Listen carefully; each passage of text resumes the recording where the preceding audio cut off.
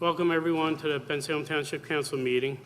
We're going to open the meeting with a pledge of prayer, a moment of silent meditation or prayer, and a pledge of allegiance of the flag.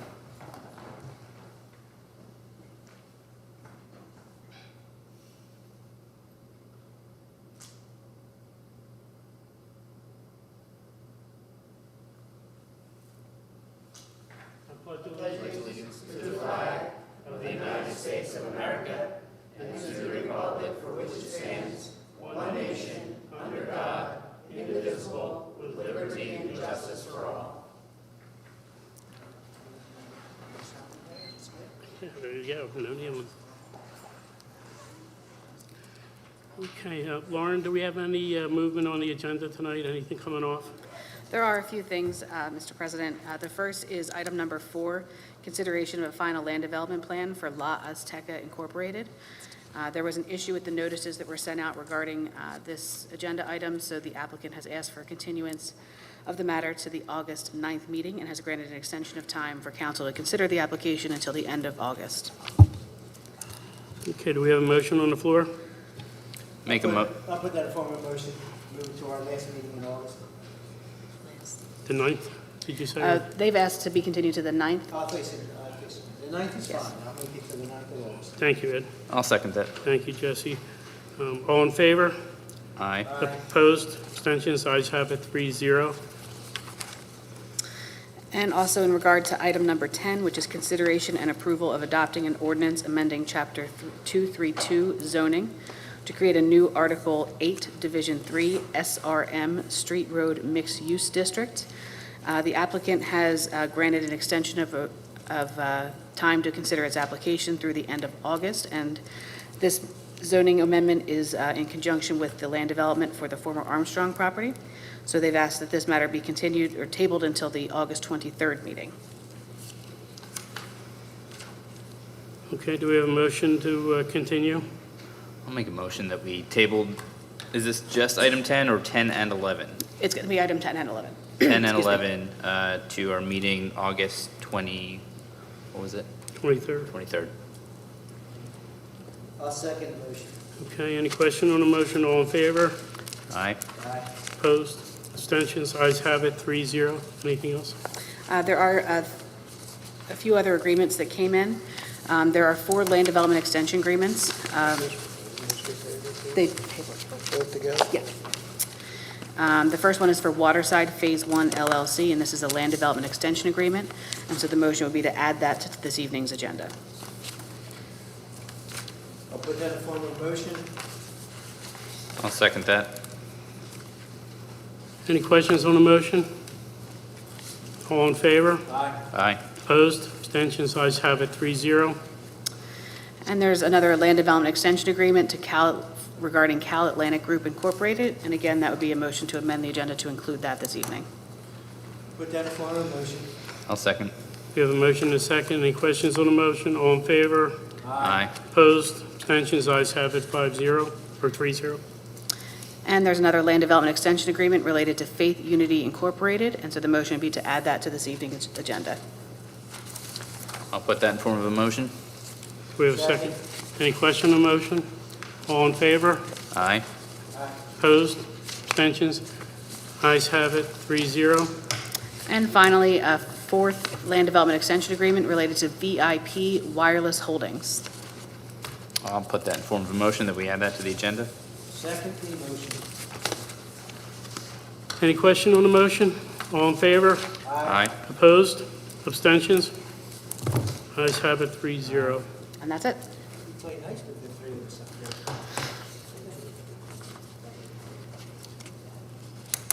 Okay, do we have any public comment on any agenda items? Seeing no one come forward. Number 3, approval of council minutes for meeting date June 14th, 2021. Do we have any additions or corrections? I don't have any corrections, I'll put that in form of a motion, we accept as presented. I'll second. Any questions on the motion? All in favor? Aye. Opposed? Abstentions? Ayes have it, 3-0. Number 5 on the agenda, consideration of a preliminary and final land development for Amazon Phase 3, 77 Winx Lane and 445 Winx Lane. Proposed use parking lot, zoning classification GI, general commercial, general industrial, I'm sorry, tax parcel 2-79-10-1 and 2-79-9. Good evening.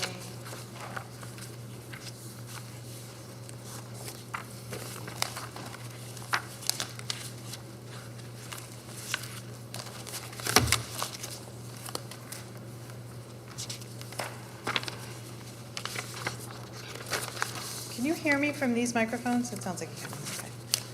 Good evening, Amy Farrell with Kaplan Stewart. As you'll recall, we're the attorneys for Amazon in connection with the ongoing development of the distribution facility at State and Winx. We're here in connection specifically with Phase 3. You have those plans before you. We do have a quick just background presentation to just refresh your recollections as to what specifically is proposed here. As you'll see up on the screen currently is the overall plan for the site, the phases 1 and 2 that you previously approved, as well as Phase 3, which was before you now. As was indicated, this is a GI, General Industrial District. The 3750 State Road, which is the portion along the sort of lower portion of your screen there, is the piece that was approved as part of Phase 1 and 2. That was approved in September of last year and is up and operating, has been since early March. The second 2 parcels that are part of this development are the 2 that are shown on the screen in blue. Those are the Phase 3, what we've generally been referring to as the Winx Lane parcels. Those properties both currently have existing masonry buildings on them with some associated parking and outdoor storage yards. Both are currently vacant. The intent here is to demolish both of those buildings, consolidate those 2 lots into the Phase 1 and 2 State Road component, and develop those as parking and circulation for van and associate parking connected with the Amazon operations. You also will recall, you see in the nice big red arrows going along State Road and along Winx Lane, that we had previously agreed to a series of traffic improvements with the township, and as part of the Phase 2 approvals, posted, I believe it was $2.5 million in escrow that the township is holding to guarantee those traffic improvements. So those improvements, as we've said all along, are paralleling all of these other approvals. As PennDOT releases that permit, that traffic work will start. We're quite far along, actually, in that PennDOT process, and we can certainly answer any specific questions you may have relative to that specifically as we go. Can you give us a quick update on that timeline? Sure. Because I know one of the issues that we're currently having down there that's kind of independent of the Phase 3 development is those houses on the corner of Winx and State Road that are overgrown. They're not being kept up right now, and I know that they're part of the interchange upgrades there. Yeah. So we had to wait for, LBA, which is the property owner, does own all 5 of those lots now. We had to wait for the finalization of the shut-off notices from PICO. We have received those, and those houses are coming down. I believe that work started today. So that the houses are coming down independent of what will eventually be those traffic improvements at the intersection there. Okay. Because we knew the township wanted to get those down quickly. Right. So, like I said, as soon as we received the PICO shutoffs, which I think happened in the last day or 2, they authorized the contractor to move forward. So you'll see those houses come down pretty quickly. And then what will the lots look like while you're waiting for PennDOT to do their work and, process the permits and all of that Right. before you can start the construction? What are those lots going to look like? Yeah, so I believe that all has to be stabilized as part of the demo, so there'll be some work there to stabilize all of that. Any infill associated with taking those houses down will have to happen as part of that. Bucks County Conservation District did include those in the NPDES permit, so as part of that permit, which actually was also just recently approved. So as part of that, we'll have to go through and do all the grading that has to happen there. Most of that can happen before the traffic improvements happen. We'll be able to take up the driveways that are there now. All that work can happen. So I think you'll see a substantially different looking site in a few weeks once those houses come down. Okay, so you think it'll take maybe a couple weeks to kind of knock it down and, I don't want to say beautify, but at least clean up that area? That's my guess. I mean, Jeff, do you have a? 3 to 4 weeks. 3 to is 4 what I'm weeks, being okay. told, to take everything down, do all the infill and grading. And then that area is really just slated for reseeding. There's no development work occurring on those lots. That's going to be green grass when we're done. Okay. Before you move on, Russ, can you give us an update of where we are with that? Well, Quinton was out there with a pre-con meeting on Friday. They started putting E&S measures down today to accommodate the demolition. We see that proceeding. Just to note, too, as part of the subdivision plan, we have requested that they provide a timeline and a schedule for consolidating those lots then into the overall development. Part of this development is the 2 lots, actually 3 lots, are going to be consolidated. Those 5 lots will also be consolidated too. We've asked to put a timeline and reference that on the actual record plan that's going to be recorded. Okay. Right. Do So we know a timeline for that lot consolidation? So I don't, and that is partly dependent on this conversation, actually. So the Winx Lane parcels, the 2 parcels that are part of Phase 3, will be consolidated as part of this record plan. So as part of the Phase 3 approvals, it's one big lot. We did not include those 5 residential lots in there because they are differently zoned. So the Winx Lane and the 2 State Road parcels, or the 2 Winx Lane and the State Road parcel are all GI. Those 5 residential lots are zoned institutional. So if we were to consolidate as it stands, we would have a split zoned lot, which could create some weird, confusing things down the road. Our suggestion is that the township rezone those lots to be GI, and then it would be much simpler when we go to consolidate those to do that all as one consolidation. We don't have any objection to consolidating them, and there's no interest on our part in delaying that in any way. It's just a timing thing because of the zoning issue. With that, you can work together with the township engineer and our township attorney and get that together so we can get that done all at once and make it clean. If we change the zoning, that would be an objection to making sure in that zone, well, can't request a specific thing to be done, but would you be amicable towards making sure that there would be no building on there in later dates? Yeah, and I think we talked about that, I think during phases 1 and 2 with the township as well. There's no intention for any development at that corner there. We might want to do some signage at some point, but there's no real building development associated with that. So I don't think we'd have any objection to, as part of that overall consolidation, agreeing that, it helps us in the long run because it's green, so it's a little bit extra green space that counteracts the impervious in other places. I'm inclined to, I'd rather have it rezoned and consolidated than them sell that piece later on and somebody tries to do a by right and build something in there. And that's Keep it something as they green can, space they if can we work can. that out together with the township attorney. You'll let Mr. Pizzo know, and you'll work together with them on whatever we're going to do, right, Russ? Yes. Okay. Before you go any further, we have our traffic engineer here. I want to get an update from him on what's going on course. with the roadway. So,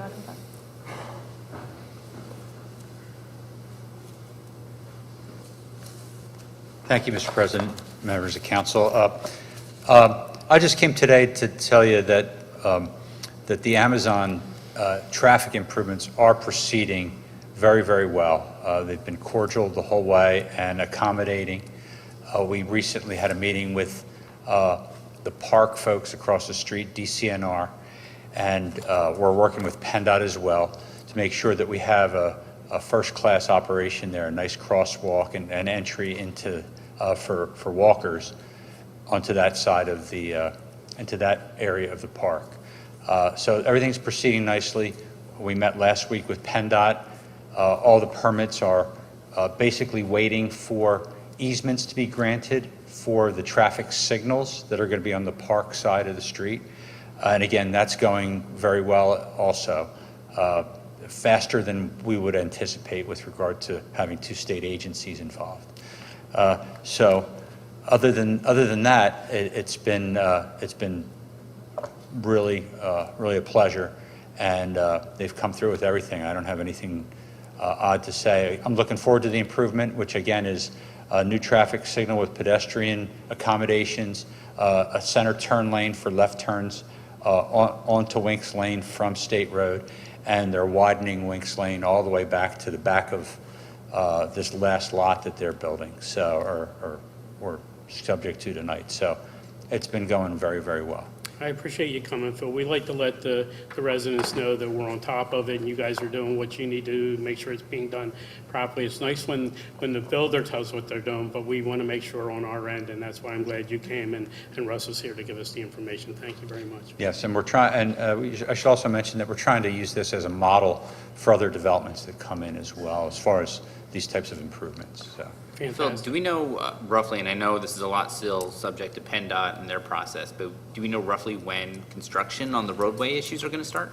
We, And you can ballpark it for me. I know we're subject to PennDOT. 10 well, years? it's really, the issue is that it's a very, very small easement that we need.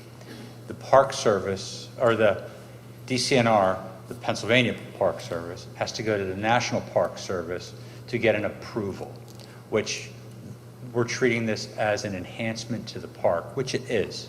It'll have a kiosk and a nice walking area there to the park. But because of that easement, the Park Service has to sign off on it. The reason is because federal funds have been used throughout the park to do certain things that Sure. they have that requirement. If that were done tomorrow, then we'd be digging by September maybe. Okay. So So we're looking at maybe like 1 to 2 months after we get approval from the Park I Service. think to start that work, and I know Amazon and this group here is very anxious to move things Sure. along with everything, and again, we're holding their money too, so that has something to do with it. Understood.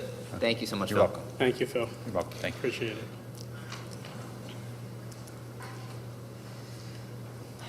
Back to me. So I echo everything Phil said. I mean, the sooner we can shake it loose with the Park Service, the sooner we're ready to get started. We'd love shovels in the ground parallel to the on-site work if we could. I think the on-site work is likely to be a little ahead of those traffic improvements because of the timing involved with the Park Service and that process of getting it to DC and back. We understand government doesn't move quickly, so. Yes.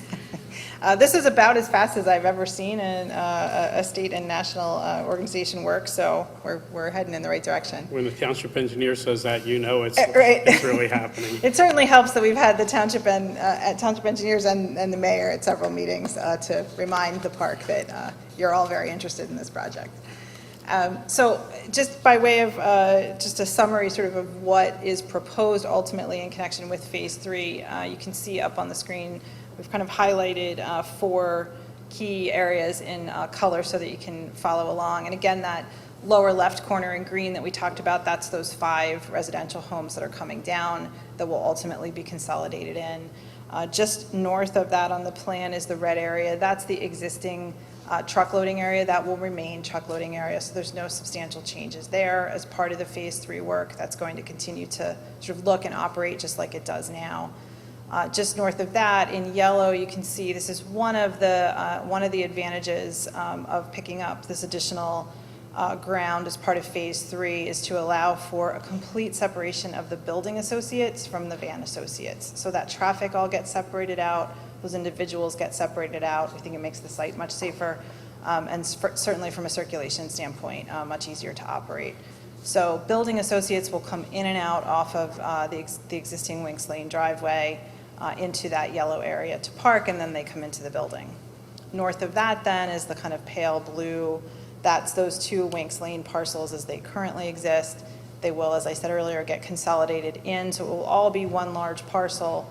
But utilizing those existing driveway cuts onto Winx Lane allows us, again, to keep that van traffic separate from the associate traffic and the truck traffic. So van associates will come in onto Winx Lane, they find a parking spot, they go and get their van, and then they circulate counterclockwise around the building to what you see in the sort of black and gray areas along the bottom of the plan there. That's that van pickup and loading area. So again, that's going to function the way it does now, just like it looks like it's out there now, just at a higher level and with a bit more capacity. Now, have we fully closed off the access road on Haunted Lane? So that's still an emergency access lane, as was required. But yes, it's been fully signed, and I don't think we've had any issues since we've signed it. I know when we first started operating, we did get a phone call. There were a couple of trucks that were turned around and worked their way through there. We've gone out, added some additional signage, and Amazon has a system where they can control routing through an app, essentially, so trucks are being told not to use that. We have not heard anything else from the township since then, so I don't think there's been any other issues there. So that will remain emergency access only. There's no other intention to use that. Okay.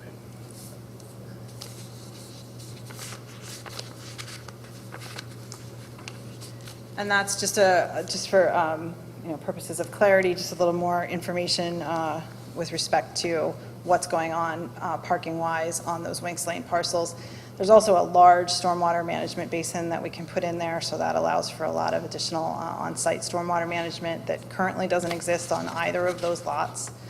And we've had some questions over the last couple of presentations about the cell tower that exists on those lots. It remains, it's not going anywhere. There's an access easement to that cell tower that will get modified slightly so that the cell tower company is accessing through the parking lot just like anybody else would versus through the what will be the stormwater basin. Obviously, we don't want them going through there. So we're having those discussions. CISO's been in ongoing discussions with them about that, so we're not anticipating any issues with the cell tower. Stormwater management, is that underground, is that what that is? No, I believe it's a large basin, right? It's a big basin. Right in the middle of Parks and Mountain, is that correct? And yeah, and Jeff's reminding me, it's all really pretty heavily landscaped. That's the landscape plan. You can see kind of in the center there, that not quite a rectangle, is the stormwater basin. There's landscaping all around that basin. There's also landscaping throughout the parking lot and all around Winx Lane. So there's currently next to no landscaping out there, and there's no stormwater management. When we're done, this will be pretty heavily landscaped, and you'll have a nice big basin controlling all that water that currently is going unrestricted across those two lots.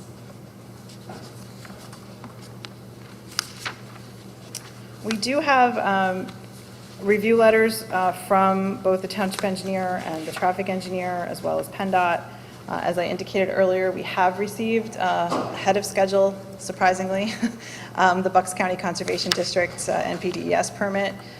When they looked at this site, they looked at State Road parcel as it exists, both of the Winx Lane parcels, and those 5 homes. So all of that has been counted in towards the NPDES permit from Bucks County. There are a couple of waivers here that the township engineer has indicated they are in support of.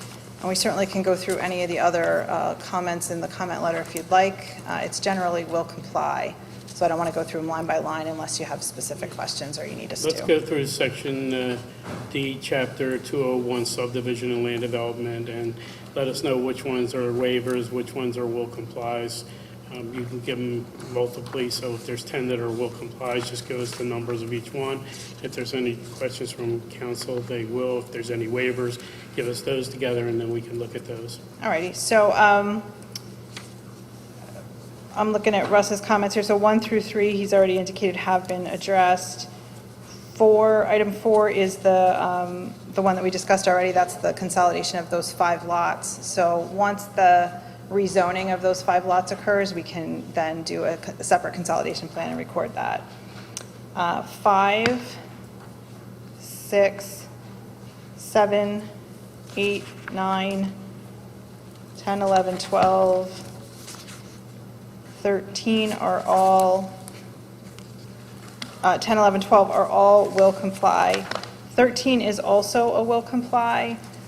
We did want to note, however, that this again has to do with the timing of the PennDOT HOP.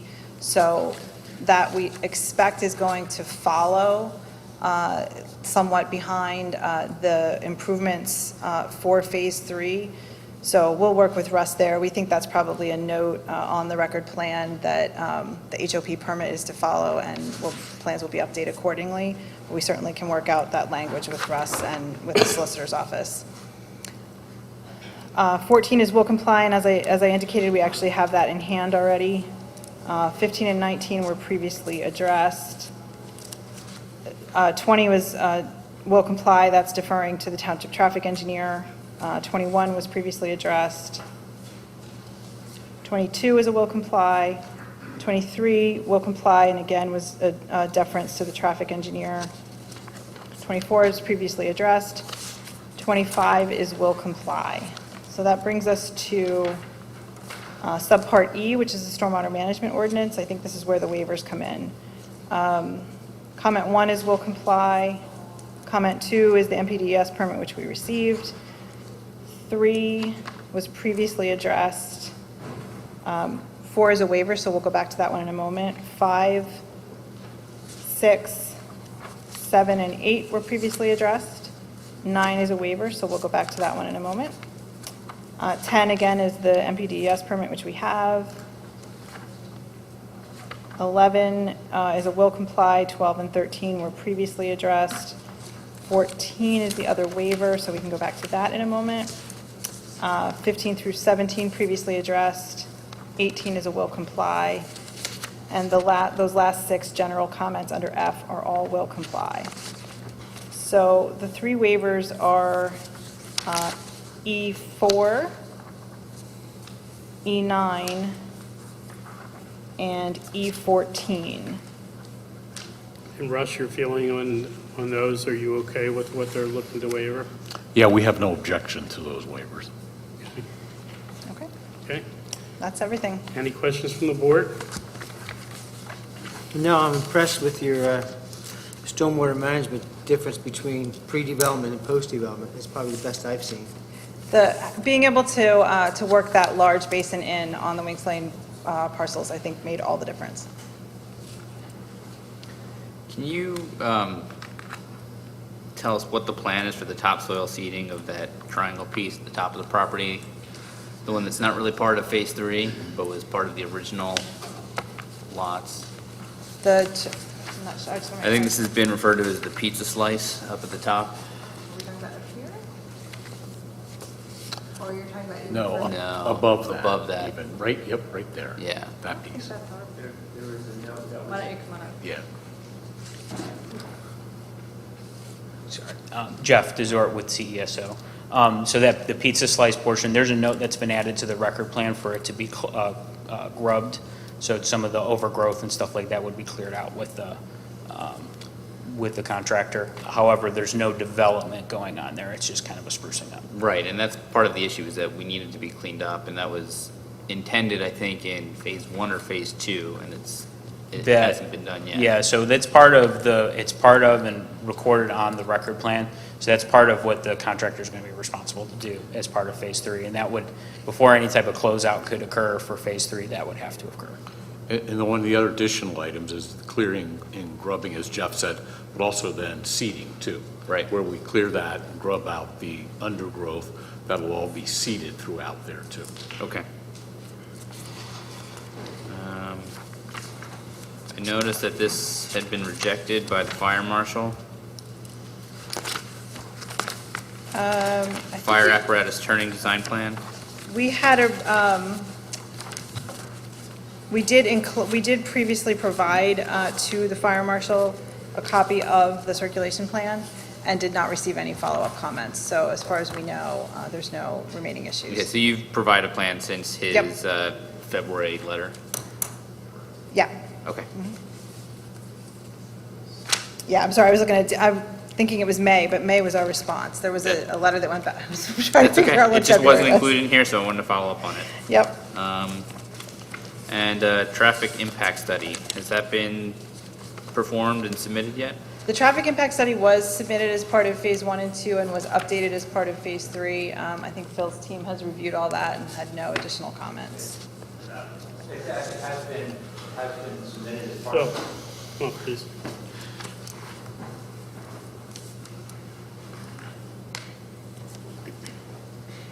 The original study was modified to include the This phase, phase. the other phases, and it was really not much of a net change associated with the traffic improvements that were needed. So we overdid it with regard to the type of improvements and put them all in Phase 1 for the left turn lanes and so forth, to accommodate all the traffic. for Right, I each know we phase. had done that kind of anticipating that we would see increased traffic, You're telling me that adding that whole additional lot for the vans is not going to generate more trips? I No, mean, are no, we no, talking about no. an impact fee associated with it?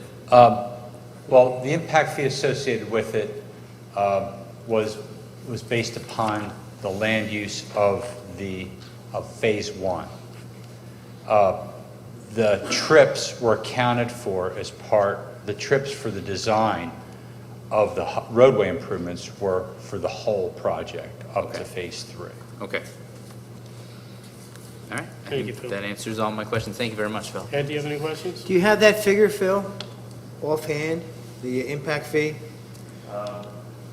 It was, I would have to go back and look. It was included in the resolution for Phase 2 and was paid at that time. Okay. We're guessing over here, so I don't want to do that. But it was part of the Phase 2 approval and was already posted. Thank you. Thank you.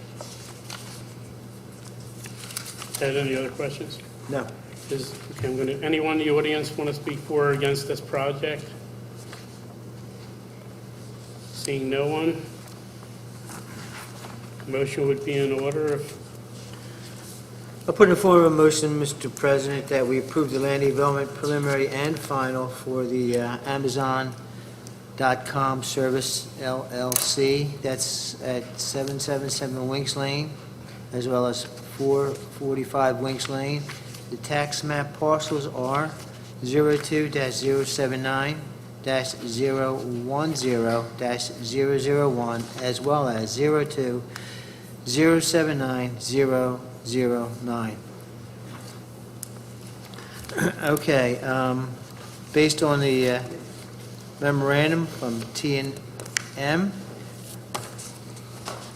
from Russ Benner, we have a June 21st date of 2021.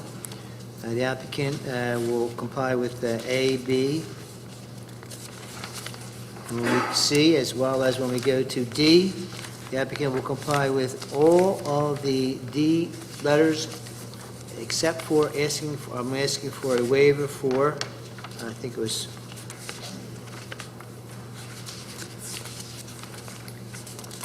getting back there. E, we're into, the D, I'm sorry, the Ds were all complied. These are all will Okay, comply. then let me address the number 13. That will be in compliance, but will be approved by the township engineer at a later date, making sure that is completed. And then going on to section E, which is the stormwater management, the waivers that I asked for, request will be for E4, E9, E14.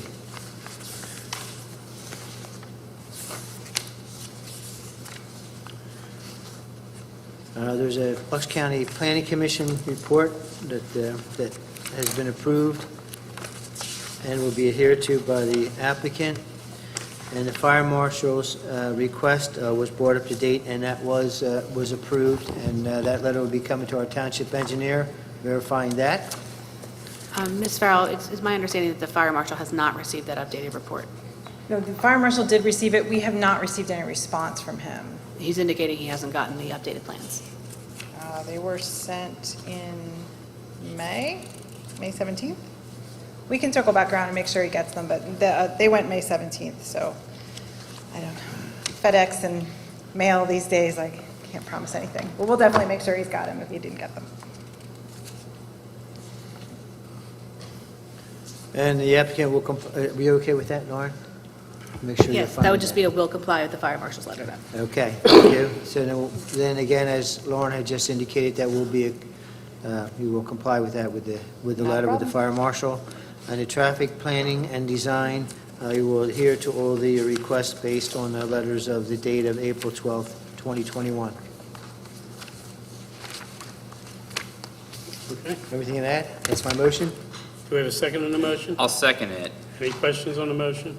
Do we need to include anything in there about a plan to consolidate the houses at State and Winx Road?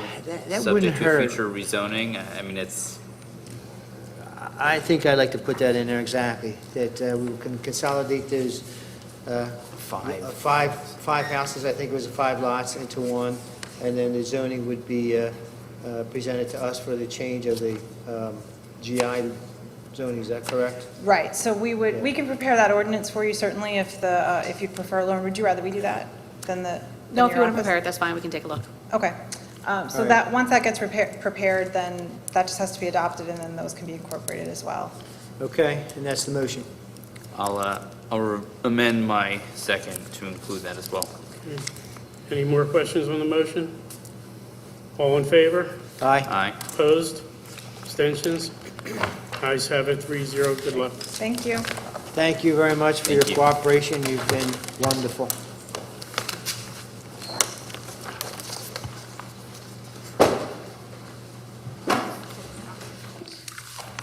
Before we go to number 6, I'm going to ask Director Haran to come up and give us an update on the flooding and things that are going on in Bensalem.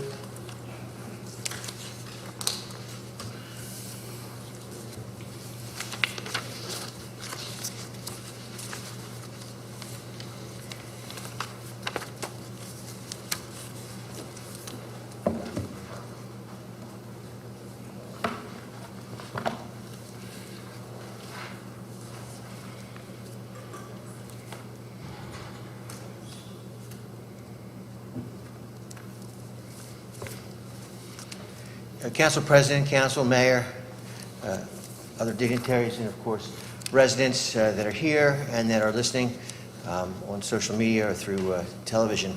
The Mayor and Council President had asked me to come forward to kind of give you an update of the events of the last 2 weeks.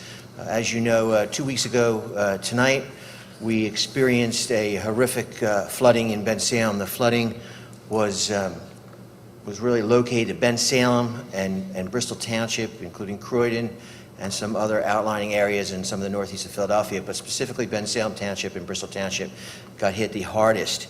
At about, from 1:30 to about 6 o'clock in the evening on July the 12th, 2 weeks ago tonight, we received about 10 inches of rain in that period of time. That then had caused what people have described as the 100-year flood in Bensalem Township. At 10 minutes after 5 p.m. that evening, the township started receiving multiple 911 calls through the county 911 center. In total, in a matter of 6 hours, we responded to 221 911 calls in Bensalem Township. Also responding to Bensalem Township during that time frame, besides Bensalem Police, full staffing at Bensalem EMS was up and running by Director Topley, as well as our 6 volunteer fire companies and 21 other fire apparatus or companies from within Bucks County responded to Bensalem Township to assist us during those times. That continued from, as I said, 5 o'clock till about 11 o'clock that evening. Since that time, Bensalem, the Red Cross was activated also, and they assisted 240 people, a total of 106 families. That flood impacted 350 individual homes along with 150 apartments, 44 approximate, these are approximate numbers, the numbers are still coming in, 44 businesses. Two of the hardest areas impacted were obviously Lafayette Gardens condominium complex down on Route 13, some of the businesses surrounding that area, and the 61 condos at that particular complex. To this day, the Director Farrell from the Building and Planning Director, along with other township engineers, public safety officials, and of course the mayor and other county, state, and federal officials are still assessing the damage. We continue to assess the damage today, and I'll talk about that in a few more minutes, exactly what that means. Other apartments that got significantly impacted in Bensalem Township were Riverview, Franklin Commons, Creekside, Regency Apartments that had significant apartment damage. Public Building and Planning still is evaluating those locations. One of the other neighborhoods that got significantly impacted was the homes on Hansel Drive in Bensalem Township between Street Road and Humeville Road. People had to be rescued out of their homes as well as they did in other locations, but as far as residential areas, that also got hit. The township's response, besides emergency services, which working around the clock for numerous days responding to these matters, Public Works Department, Building and Planning, Finance Department, they have a role, and of course all in the direction of the Mayor's office. Also state and federal resources, well state and county resources as far as equipment from the county, but also personnel from the state, PEMA, and I'll get into that in a few more minutes, and County Emergency Management also responded to the lower end of Bucks County, specifically Bensalem Township, to help with assessment of damage so that we may try to obtain funding from the federal government, and I want to just explain how that works. So even as we speak 2 weeks later, we are still continuing to work on this major incident. The mayor that evening declared an emergency. That does some things for us logistically in the township, but more importantly, with the mayor's swift action on declaring a disaster, that is needed to apply if federal funding becomes available. If we do not declare it as a disaster, you can't declare it 2 weeks later. It has to be declared at the time of the disaster. We would not even be considered for any outside funding sources. So that was done immediately. And again, there were numerous rescues by emergency services throughout the township. We have some of you may have seen some of the rescue on media. Officers, literally, we lost tasers, radios, all kind of electronics, body cameras. That officers were submerged up to their shoulder area, rescuing people out of different locations in Bensalem Township. And as those of you that were out that night, hopefully you weren't, but if you were out that night, you saw a street in Humeville was like a river. If you were down on Route 13, you saw what that looked like, Hansel Drive, and communities all over the township that were impacted by this. So the officers went in without regard for their own safety to rescue people out of these areas that sort of could have been severely impacted medically or physically. The good news is that we did not have one loss of life in Bensalem Township. As far as I know, no major injuries been reported through the 911 system. So at the end of the day, a lot of loss of property, but no loss of life and no one hurt. So this is a good thing. A post was put out today because some people in the community think Facebook is the Wall Street Journal. It is not. So there's a lot of misinformation out there. The way it works, which I think is important for the folks, residents to know, is that once we declare emergency, the county has to declare emergency, which they did. We then can apply to PEMA for funding. As far as I know, and I'm not 100% positive as of today, I don't believe the state has declared an emergency. If the state still does it, they then ask the federal government for help. So their money is not at the local level, the money comes from FEMA. So all three entities have to declare an emergency for FEMA to even consider sending funding our way. We're still waiting for an answer. As I put out on our social media today through the township, police, emergency services, as you can imagine, township, which, as you heard, Amazon moves fairly quickly because that's what local government does, and thanks to your all credit. County, not too bad, but now you get up to the state, which things start to come as a slow it down a little bit. I will tell you that State Representative Casey Thomason and State Senator Tommy Thomason, working with their staff, Ryan Skachillis, and the mayor every step of the way, has been working as best as we can at the state level. Now it's getting pushed up to FEMA. We're still waiting for an answer. So 2 weeks later, this is the federal government, we're still waiting for an answer. Congressman Fitzpatrick has been working on it, but he's one of many. We do not have an answer from federal government at this point. So people are frustrated. I can't even begin because I saw the devastation that night.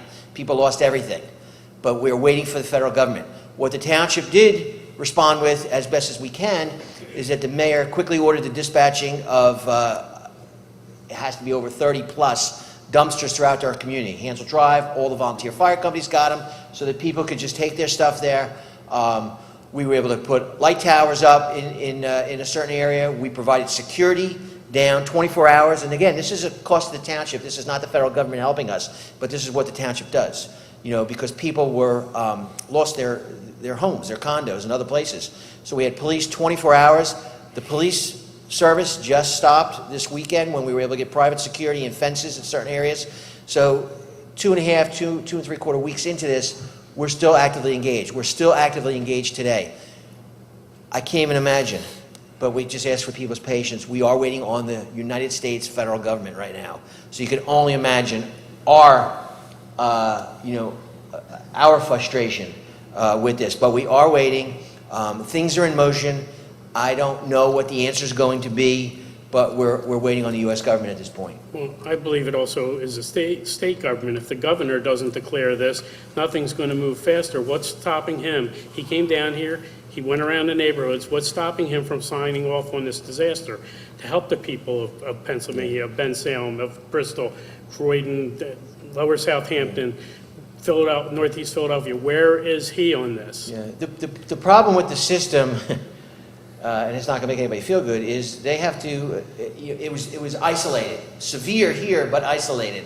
So it didn't impact enough for them to get involved to help us at this point.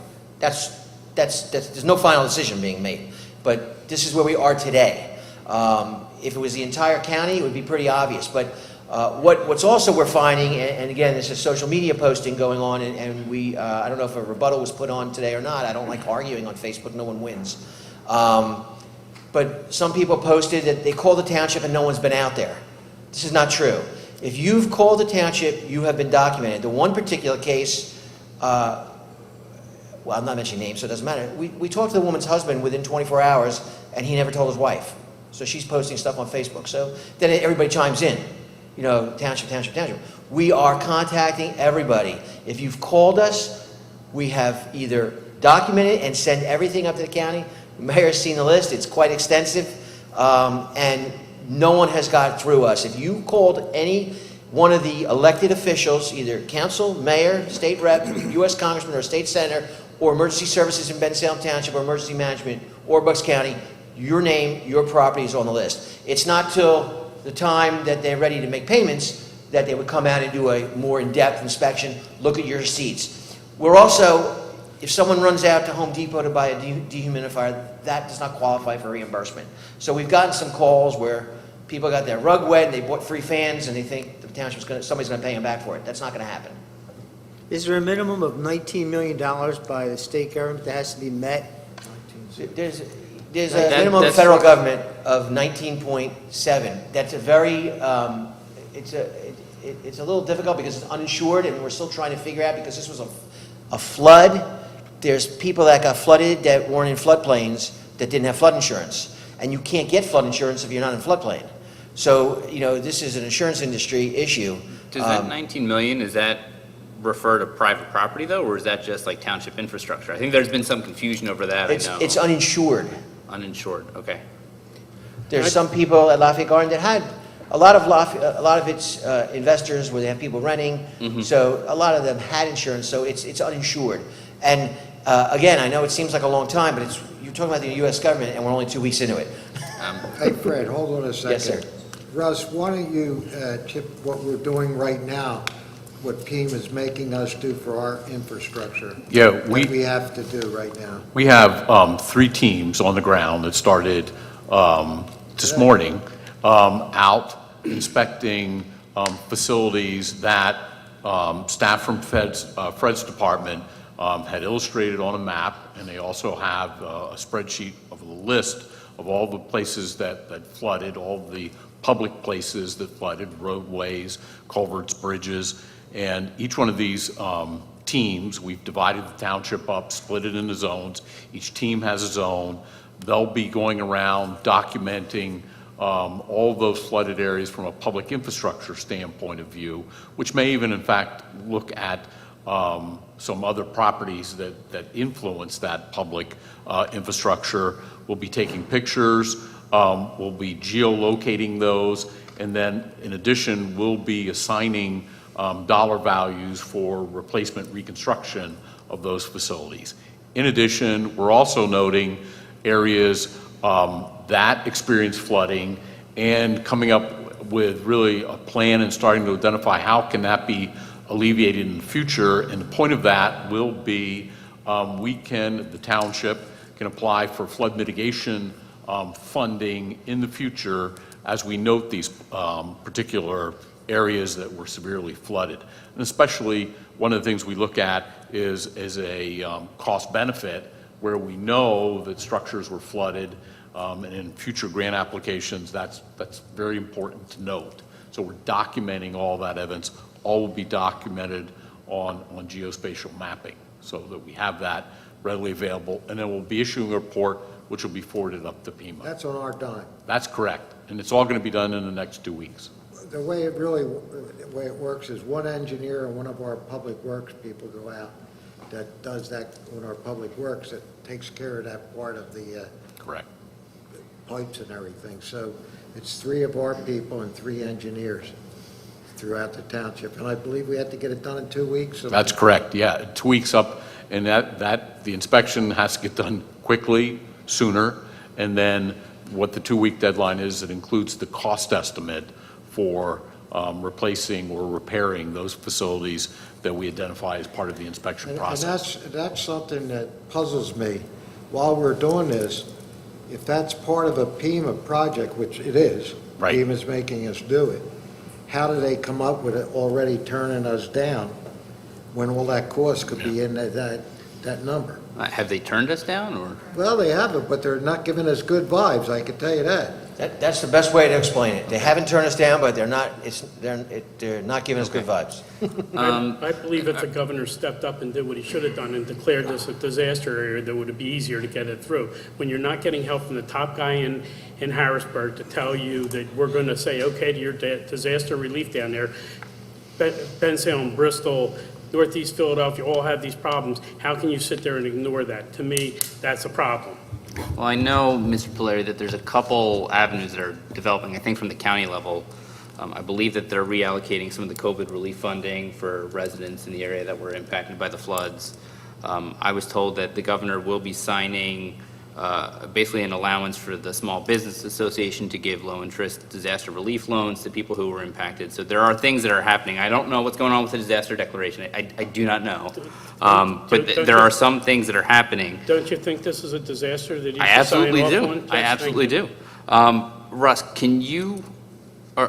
is the township responsible for maintaining our stormwater systems and making sure those pipes are clear? I mean, look, this is a 100-year storm. I get that, it's beyond the capacity probably of our system to handle it quickly or efficiently. I'm not suggesting otherwise. But Bensalem Township is responsible for maintaining the stormwater system, correct? And we're inspecting that system now as a result of flooding to see if there's any damage occurred Right. to that. Okay. As an example, if we look down an inlet and there's water in that inlet, hasn't drained, that indicates that there may be damage to a pipe coming in or out of that inlet. Right. That's noted, documented. And that'll be It'll part of this that's investigation. absolutely Okay. Yeah, but further to that, Russ, we've been doing a program that was in the budget so much a year for inspecting. Right, and that was the other thing that I was curious about. I think it was maybe 2 years ago, we approved funding for a jet truck, or whatever it was, specifically that to was clean for out the stormwater system. Small pipe to clean out. For small pipe cleanup? I mean, we never bought the truck. No. you. When you get a But- 100-year storm, though, that. What- No, I get it, but, when I asked about that at the time, we didn't buy it due to slow rainfall accumulations. I think that we're past that now, so are we gonna go ahead? Because we said that we could buy that later on if we thought it Yeah, necessary. it was $500,000 for that, and. It was less than 400,000 that was allocated in the budget. And in the meantime, down at Public Works, they wanted to do some other things. They said it was more important, and I brought that up at the budget meeting. I remember. There was, I think the funding went towards like interstators and things, because Yeah. we had aging equipment, and Yeah. I understand that. But I do want to make sure that, look, we can't go back in time and do anything. But what we can do is make sure that, we're equipped to deal with this in the future. I think the inspection and all this stuff is the right move. I'm just wondering, is there something else that we can do? Like, is it now time to go back and revisit the investment in that jet truck? Well, if we had a problem, we don't leave it that way. We rent somebody to come in and do it. We've hadn't had those real small problems this year. We had, if you remember, Duxbury Road. Yep. And we leased somebody, and it cost us a lot of money, but But don't we have to won't let do- it go undone. But don't we have to do routine maintenance on that system, on those small pipes regardless? Yeah, our Isn't that guys what it do. would be Our for? guys do, yeah. But then if it gets something so bad, we have to have a different machine go in and clean it, Okay. and that's what we do. I'd like to see us do a resolution, Mayor, from the mayor and council to the governor, employing him to get this taken care of and put this disaster on the front table and take care of the people that live in our community and the communities around us. I also think that I understand that there's maps, flood maps somewhere in Washington or thereabout that show bigger areas of Bucks County that are more in floodplains than what we have.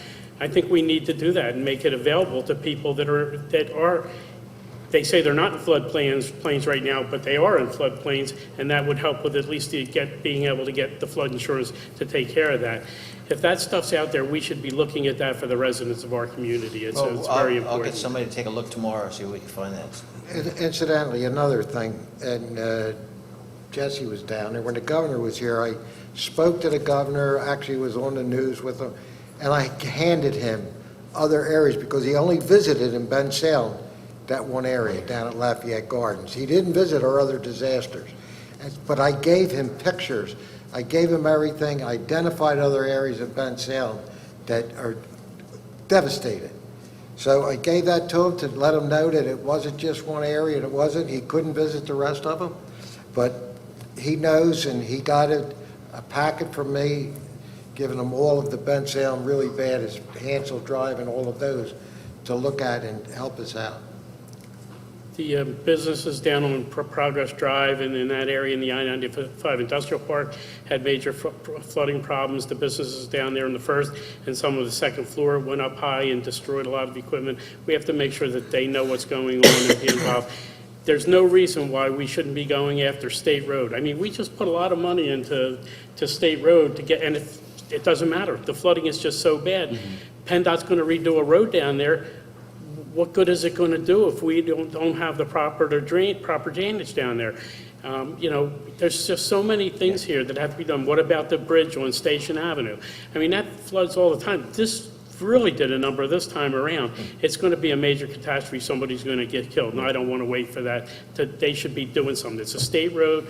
It's all state property. They should be taking care of this or be a part of it. Yeah, is there any way we can elevate this on that state road area on PennDOT's plan? I mean, I think we're on the 7-year plan, right, Phil? 10-year plan or 20-year We're plan? having a meeting soon on that, aren't we? There's a PennDOT. I mean, I think when we looked at it 2 years ago, we were on the 7-year plan, I thought, but I could be wrong. The state road section that, to be widened by PennDOT is the section from Street Road to the end of the Columbus Country Club, to that first canal. Right. To the south. And that is being done as part of an existing PennDOT project that is currently under design. They added this to an existing project. So it is funded as part of that whole project. And that was through PennDOT and the mayor and state senator and so forth that got that thing moving and added it to the thing. So, but as far as the time frame, I mean, again, it's a slow process. They're in a position where that they are providing extra pipes, large pipes to go under State Road, elevating the highway, as well as restoring wetlands on the east side of State Road to help with that drainage. And that all takes right-of-way as well. So there's right-of-way acquisition that has to be involved with that. I know and some of that is complicated with litigation down there. Right. And that's it's all in there. But they're as diligent as I think that their process allows with that. So, Yeah. but it doesn't do us anything. I mean, I feel for, we have a 100-year storm in another 2 weeks, and we're still not going to have that improvement done. My But concern with PennDOT, Phil, is Street Road and 95 was on a 7-year plan, then a 10-year plan 40 years ago. It was engineered and everything, and we still haven't seen anything done with that. My fear is that same thing's going to happen here and other places that this needs to be done, because it seems that PennDOT is not able to hold true to some of the things, or a lot of the things that they say they're going to do and get done. So I'm sorry if I'm just Understood. not very positive about it. I've just seen too much over the last 30 years that, PennDOT they come through with some things, but not with most, so. Well, honestly, that's why over the last 20, 25 years, we've been taking care of things on our own on state highways, and the mayor knows that program with left turn lanes everywhere and things like that. But some of these are really big projects, and they're state highways, so we have to draw the line somewhere. I understand, but, we can't afford to do those kind of projects, and Right. I just don't trust PennDOT's, because they always find a reason to go do something different, and it seems like Bensalem's always the one that gets the shaft when it comes to doing things that we need to move traffic right in our township. So you're going to keep on top of that and make sure, and you can give us a report later if we see something moving, or if it gets stalled again between the mayor and you guys, you can let us know what's going on. Absolutely. Thank I'd like you. to make one more comment, Mr. President. I've been here all my life, as everybody knows. I farmed all my life, and I know lightning can strike twice, but we never had 10 inches of rain in all my years that I've been here. We've never had 10 inches of rain, and God forbid we get it again. We have to be prepared this time now and work in all the different ways we can, but that was one unbelievable rainfall. And then we get hit the following week with the another. wind and all the trees going down. That was the following week. And personally, I had like 8 trees go down in my place. You know, I had 7 people cutting up trees for 3 or 4 days. So it was bad throughout the township. And Public Works guys and all of our team here, the police, EMS, and fire, you just can't give them enough credit. You really can't. I mean, they worked around the clock, and we were all in touch with everything. So anyway, that was a bad rain, and let's hope we don't get something like that again. Finish. Thanks, Phil. That's really the conclusion of my overview, and then, you know, what people can do. Just, we asked patients, if you called us, we had some tip lines. The Red Cross, as I said, they housed a lot of people. Again, but a lot of this stuff, there's a machine here, and we're trying to grease the wheels as best we can with all the moving parts, but there shouldn't be anybody calling at this point, but obviously it's the same number, 633-3719, 215-633-3719. But I think we have all the reports that are in as far as damage, and then we're waiting to hear, as the mayor said, we're waiting to hear back from the state. But we did what we can as far as this point, and yeah, hopefully that never happens. Thank you, Fred. Russ, can you provide to us kind of the areas that are going to get looked at? Not right now, but can you forward us that report or the investigation plan and then the results? Yeah, I think, Fred, you can do that too. That map that showed these circled areas, and then they were yellow, the lieutenant put together, I think that's the map that Jesse's looking for. Yeah, a copy of it to see. I'll send it over to the mayor and look at it at the council. Yeah, I have. That'd be great, thanks. Because I know I was talking to some residents in Eddington, I think on Marion Avenue. I'm not Yes. sure if that's on the list or not, but they were hit hard as well. I know they sent me some pictures and videos that was, basically looked like they were an island in the ocean. Yeah, and- I've never seen things like that before. And Quentin and I were out there last week. Okay. Quentin and even a couple of the properties has done some surveying work. We're looking at some smaller isolated issues, but there's a big picture there that we have to look at too. Okay. I think I'd like to have also, since we have a 2-week time period that we can conclude our investigations, that we should have a report of course, to the mayor and then to the council in the first week as well as the second week, at least have 2 reports coming to us so we know what the progress is, where we are, and as Jesse just said, specific areas that are being addressed. Yep, that'd be fine. Thank you, Russ, appreciate that. Okay, we're going to go to number 6 on the agenda, consideration of reduction of permit fees for Valley Elementary School located at 3100 Donnellan Drive, Bensalem. Gentlemen, I'll put down a form of motion that we approve the reduction fee for the 3100 Dunallen Drive Valley Elementary School. The amount is addressed to us on, I guess, June 17, 2021, $2,544.50. Second. any questions on the motion? All in favor? Aye. Opposed? Abstentions? Ayes have it, 3-0.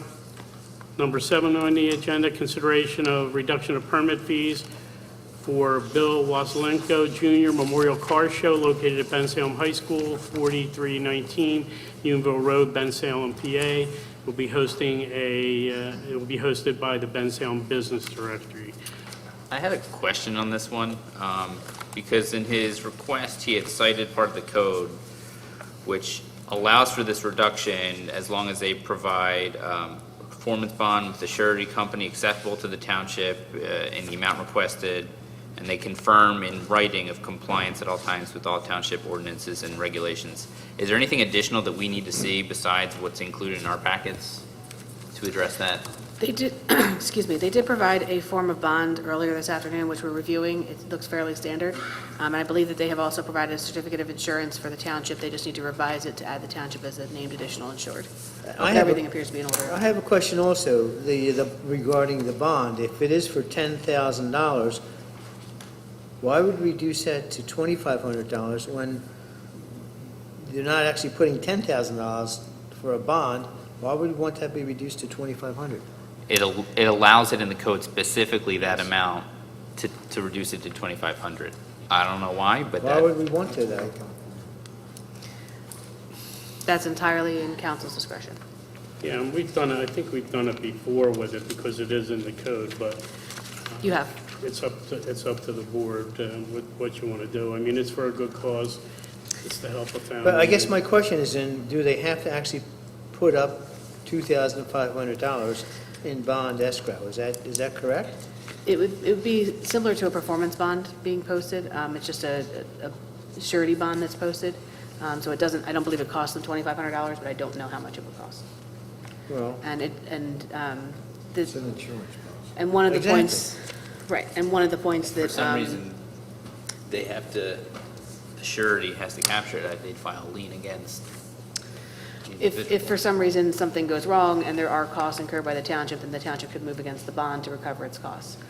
This event is not going to be taking place on township property, though. That's one of the reasons that they're asking for the reduction. I guess what I'm asking, I think $2,500 is a very small amount of money for damages being done anywhere, for anything. I can scratch my car, it's going to be that much. Well, but they also have insurance, and that's what, They do. the other thing that Lauren said is that we are also a named insured under the policy. We will be, so any approval here will be contingent on them, the bond being in a form acceptable to the solicitor as well as the insurance. Okay. Okay, All right, I'll put that in form of a motion that we approve the reduction in the amount of $2,650, subject to agreement or approval of the bond and insurance documentation by the township solicitor. I'll second the motion. any question on the motion? All in favor? Aye. Aye. Opposed? Abstentions? Ayes have it, 3-0.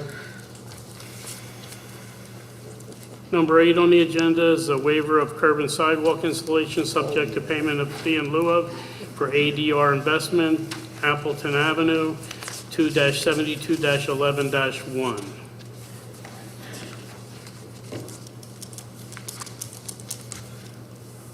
Russ? Yeah, we took a look in this, for this request. There are no sidewalks or curb on Appleton Avenue, so we certainly think it's appropriate to ask for a fee in lieu of, and that fee in lieu of would be $2,550. And is that a correct address? Yeah, was this a subdivision? Yes. Because it's the last lot on the Yeah, street, and it looks and- like every other house is probably fairly not- old down there. It's not part of a subdivision, or it's a leftover lot down there? It's a leftover lot. So it Just doesn't never have an been address developed. yet? It doesn't have an address yet, I guess? Correct. So that's why it's 0? Correct. Okay, I'll put that in form of a motion then. In lieu of, payment be made.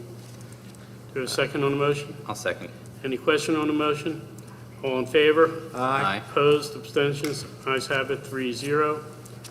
Number 9 on the agenda, consideration and signing of an agreement for McDonald's USA LLC, 1930 Street Road and 2932 Unville Road, proposed use restaurant, general commercial district, tax parcel 2-43-16 and 2-43-18-1.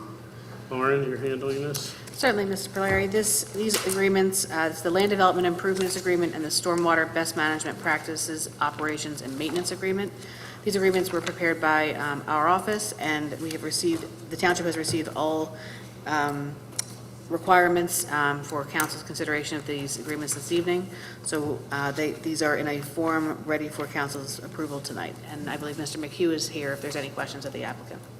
Yes, I But think these are Ms. Gallagher fairly- hit everything, but as long as, unless council has any questions, this is a priority project for McDonald's to complete this year, so they ask that you consider approval tonight so that they can stay on schedule.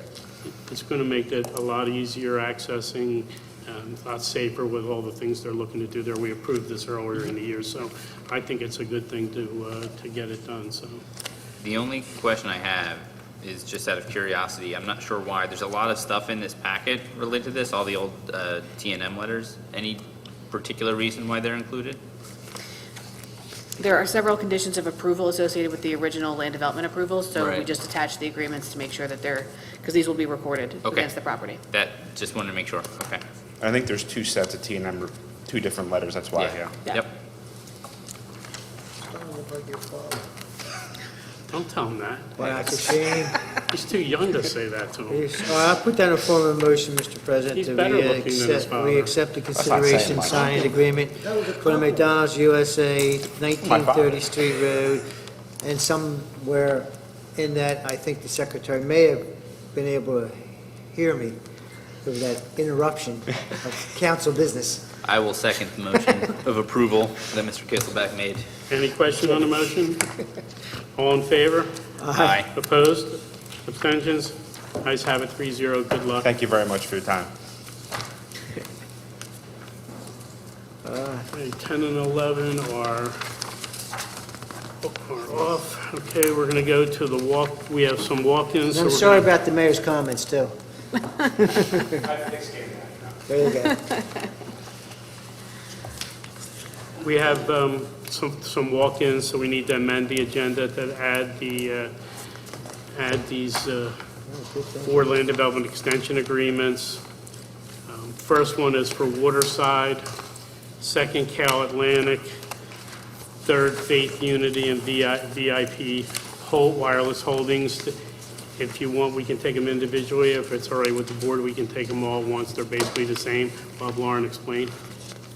Well, I'll put the motion on the floor to amend the agenda to add them to it, as suggested by you and Lauren.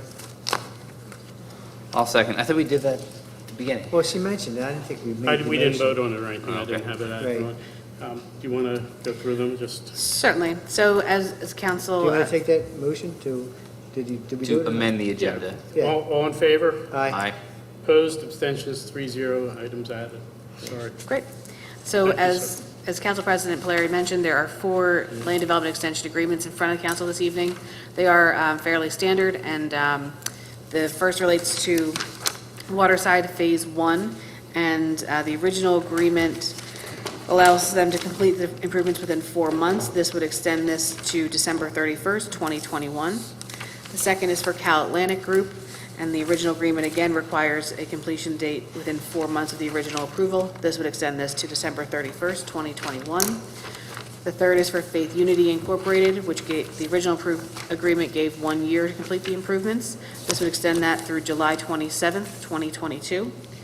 And finally, for VIP Wireless Holdings, the original agreement required the improvements to be completed within 30 days. This would extend the time for completion to August 31st, 2021. And I'm happy to answer any other questions council may have on these. I have questions probably for each of these. Mr. Neron, are you the best person to answer?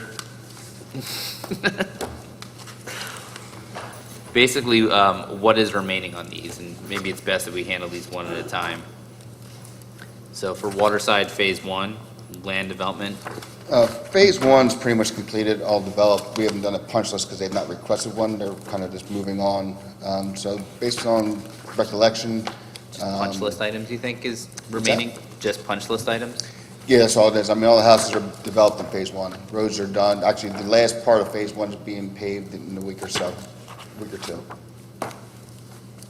So is it items that we're not going to get done by the end of August? Yeah, they could. I mean, like I said, paving's scheduled to be done. They have to do some concrete work on the road first. There's a Okay. handicap ramp that wasn't done, so they're putting that in after they get their survey done. And I've not heard back, but I know the surveyor was there on Thursday or Wednesday. So, Do they really need till the end of the year to finish these improvements? we still haven't given them a punch list yet, so I Oh, know, you haven't done the inspection for the punch list? no, they haven't asked us for that. So I would say they should be done by October. If we get in there and give them something, they request it. So I'm assuming by asking for this extension, they're going to want to get that done. Because I know from talking with them, they're trying to get out of Phase 1. Okay. You need to Okay. sign those.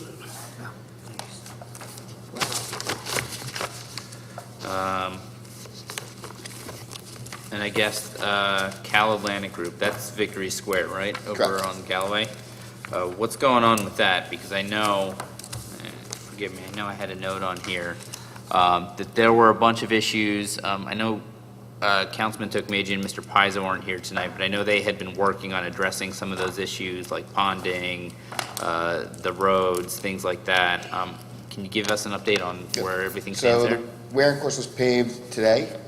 The pond, we still have some issues with the basin, they're not draining out. We gave them some recommendations, but they addressed about a week and a half ago. But with the rain over the weekend, we sell water, but when I was out there with the paving today, it looks like it did recede like 6 inches from I could see a water line on the wall. So we'll take a look at that again tomorrow and Wednesday, see what happens with that. Hopefully, if that does dry out, we should be able to get that done on that end. And there's some minor odds and ends, some signage that needs to go in, a couple of yards that need touch-up grading. There was a drain valve that wasn't fully functioning, I What's that? think. There was a drain valve that was not fully functioning.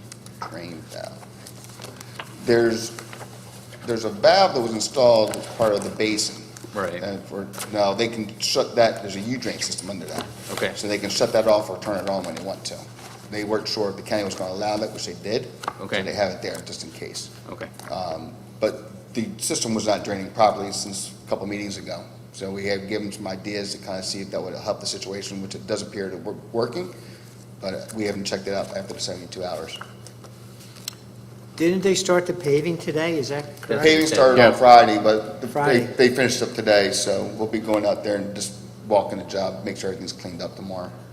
Yeah, we talked last week, the homeowners association, their property manager called, as well as their engineer that they've retained. I talked to both of them last week. We talked with their engineer to make sure there's no issues with the road paving. There were none that he knew of as far as his report. My understanding is he's going to issue a report also. In talking with him, once he issues that, once the homeowners associations reviews it, we suggested some type of meeting, can go through it, see where both parties are at. There was a meeting a few weeks ago, for whatever reason, signals were crossed, and not all the parties showed up for that meeting, but we'll continue to do that. This valve issue, it's not an issue with the valve, it's the issue with what happens when you turn the valve. That's on a punch list that Quentin has. Once again, we'll kind of coordinate the two punch lists and make sure Lennar gets all those items done. Okay. Do they need till the end of the year to finish all this stuff out, or can we kind of pressure them to get this done? I mean, If this expires at the end of August, are they gonna be done by the end of August? They should be, yes. I mean, there's not much out there to do now with the paving being done. The only issue would be the basin. If there's a problem with the basin that we need to Yeah, address. Yeah, I think with the basin, it's going to be one of those issues, they're going to put up some type of solution, there'll be an agreement on a solution, it'll be built or constructed or fixed, however you want to characterize it. I'd like to see it then, make sure it works, so I want to be careful about issuing a deadline. I want to make sure we have adequate time to evaluate all those items to make sure they work, as opposed to saying, okay, 2 months, you get done, and then everybody gets done, and then the stuff doesn't work. Well, when are they planning on having that done for you to go out and inspect it? Well, the basin's been converted. We just got the as-built, and we're just kind of going back out there now. Again, the biggest thing we were working on was the paving. I mean, So- we're at the end of July now. I'm inclined to say, not give them an extension, see how far they can get in the next month, and then if they're up against the deadline, come back and let us Good know. point. You know, I don't want to give them a blanket approval to take their time to the end of the year. These residents need some relief now down there. So, Faith Unity, has that started yet? That has not started No, yet. okay, thought not. And then, VIP Wireless Holdings, weren't they just moving the lot line inside the building there? No, we have a parking lot and the detention basin out back. Okay, So the basin is in, but the parking lot's not. And just from travels on Ford Road, they're still working on their existing building for the facade. okay. But they're only requesting 30 days, so I'm guessing that they should be fine by the end of August. I would think so. Okay. If they come into work. They have not been, we're not there all the time. Yeah, So okay. we get called every now and then for like every couple of weeks, because the same guy is doing the interior works, doing the exterior. Right, So, okay. If we don't give them an extension and they don't complete the assignment, what happens? The permits are done, so.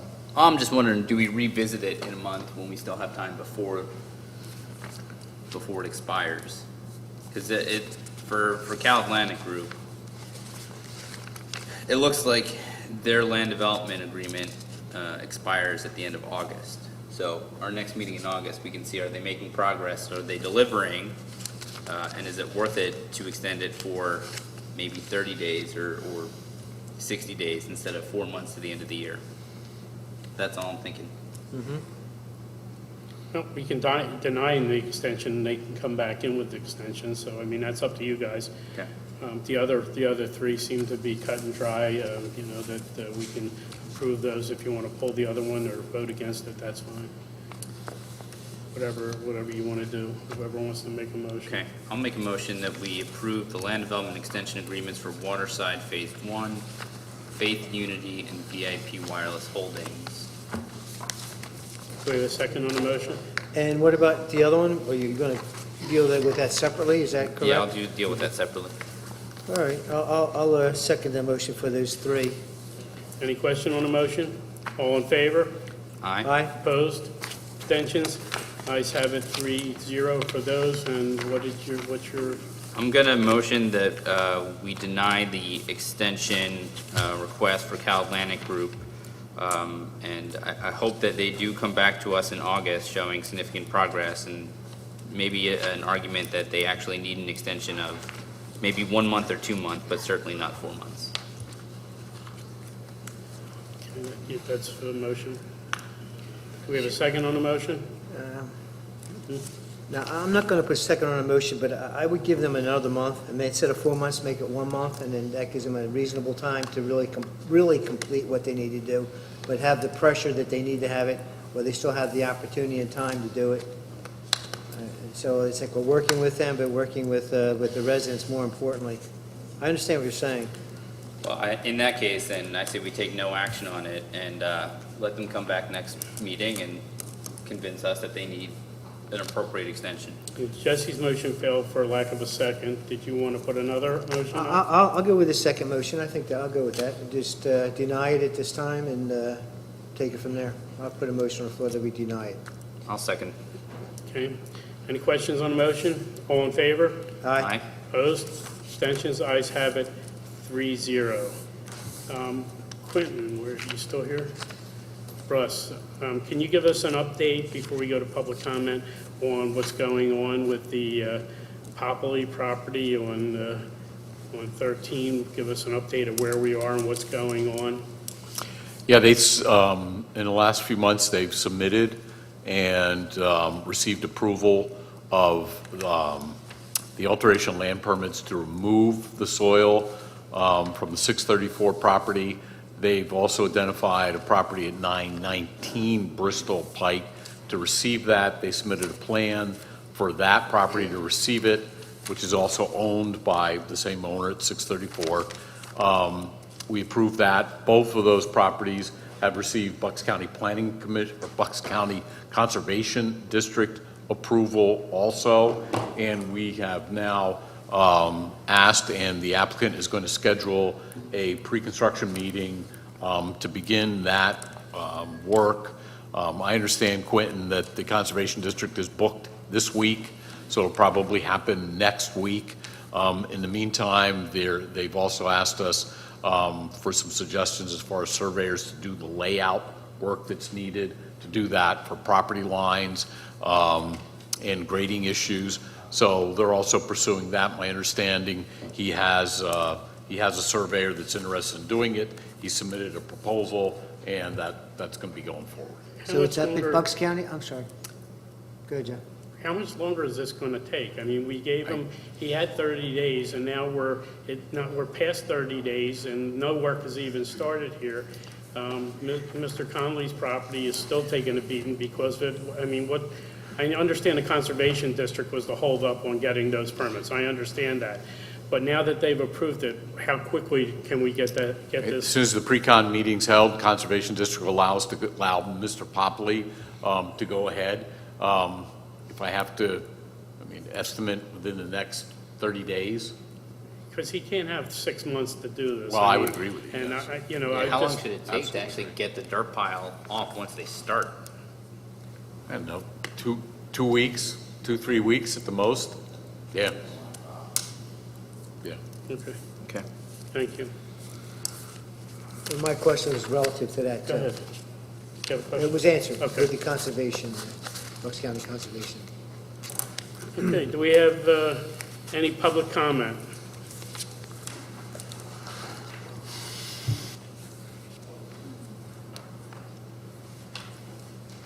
Good evening, council. Joe Conley, 568 Bristol Pike. I'm here about the dirt pile. That's what I'm here for. My attorney, Tim Coleman, he got this tax map certified up in Doylestown. This is my tax map. It shows you the area I pay tax on. And my tax map line runs right through Poppy's building.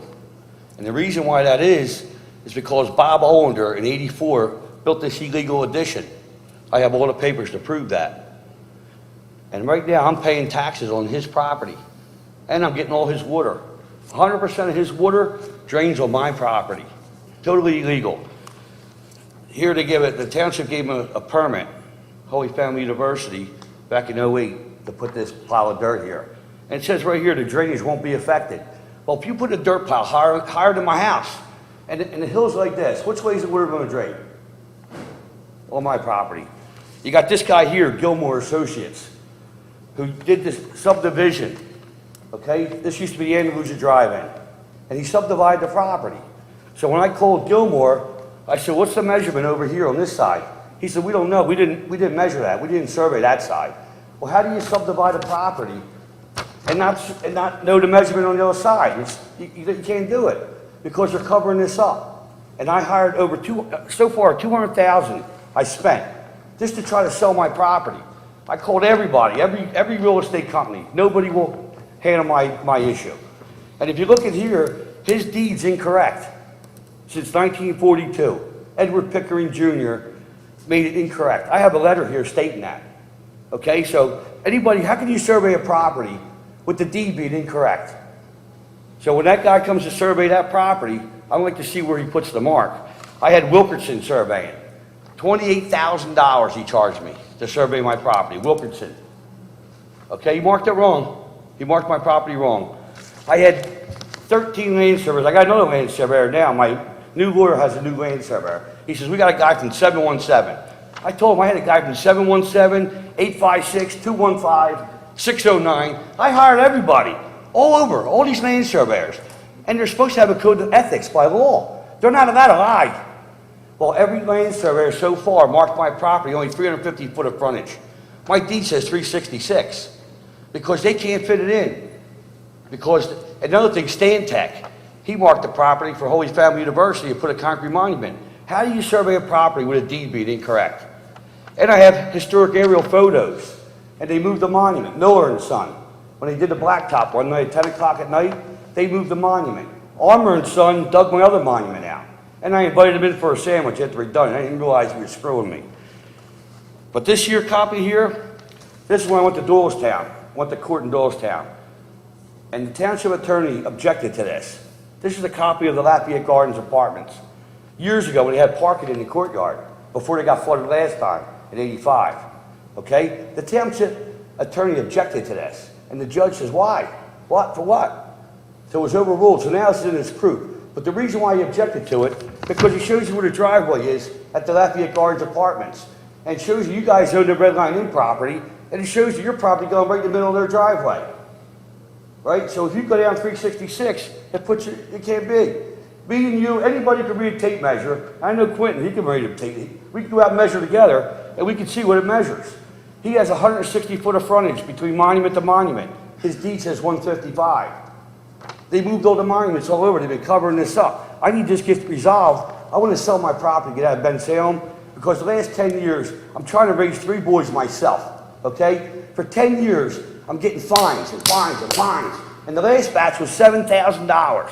It cost me 20 grand up in that kangaroo court in Doylestown, okay? Guilty, guilty, guilty, guilty. Building a wall, $1,000 fine for building a wall that I didn't build, it's on my property. There's a wall on both sides. Did I build both of them? Okay, I'm trying to fight these bogus fines. You know, I'm not a politician. I'm a landscaper. I work every single day and I raise my family. Okay, I try to do the right thing. I love honest people. That's why I want to move to East Earl up in the Amish country. I want to get out of this township. And I can't even sell my property. It's very frustrating. I woke up at 1 o'clock in the morning last night.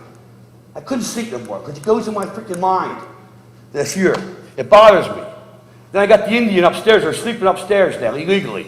He tells me one day, I'm out there 5 in the morning getting ready for work. I hear, right? He tells me, keep quiet, he's trying to sleep. He's telling me. They're illegally sleeping upstairs in the smoke shop. But that's okay. That guy got a lot of power here in the Bensalem, this Indian fella. Very lot of power. I'm not a good, you know, I'm a white guy, so I really don't mean nothing anymore. You know how the white people, we're very privileged. I grew up in West Oak Lane, very poor on mayonnaise sandwiches. I worked for everything I got. And that, what I'm trying to work for is to give this to my kids, okay? I can't do that. The property ain't worth nothing. I can't even sell it. Because Bensalem Township let Bob Ollender in 1984 build this illegal addition. I got the letter here from 1984, and I got the plan that Joe Mixner did. When I hired Joe Mixner a month after I bought the property, he should have been up front with me and said, the line's here, but he wasn't. He covered it up back then, okay? He should have told me. And all these land surveyors, 13 land surveyors I hired. One guy, Stoughton Caldwell, charged me $7,500 for a boundary survey.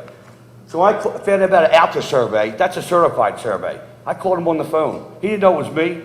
I said, listen, I need an Alta survey. Oh, yeah, we do them. I flew over there. I gave him the one he charged me $7,500. I said, I need this to be Alta certified. He wouldn't do it for me. And on his website, if you look at his website, Alta surveys and why you want them. Because then you got to check the deeds and everything. On a boundary survey, they come out and oh, there's a monument here, monument there. They don't look at nothing. My property runs right through Popley's building, and I cannot wait. And in the township, they gave him permission to put 7 yards of dirt on my property. And all the water runs on my property. Who do you think gets a $1,000 erosion fine? Who do you think gets $1,000, a maximum fine? If you would look at a video of the water coming through my property, I got ruts that are this deep now. I'm leaving them go. Because the water comes over his property, there's no stormwater management plan. I don't know how you get a sign on somebody else's property in Bensalem. How do you get a sign on somebody else's property?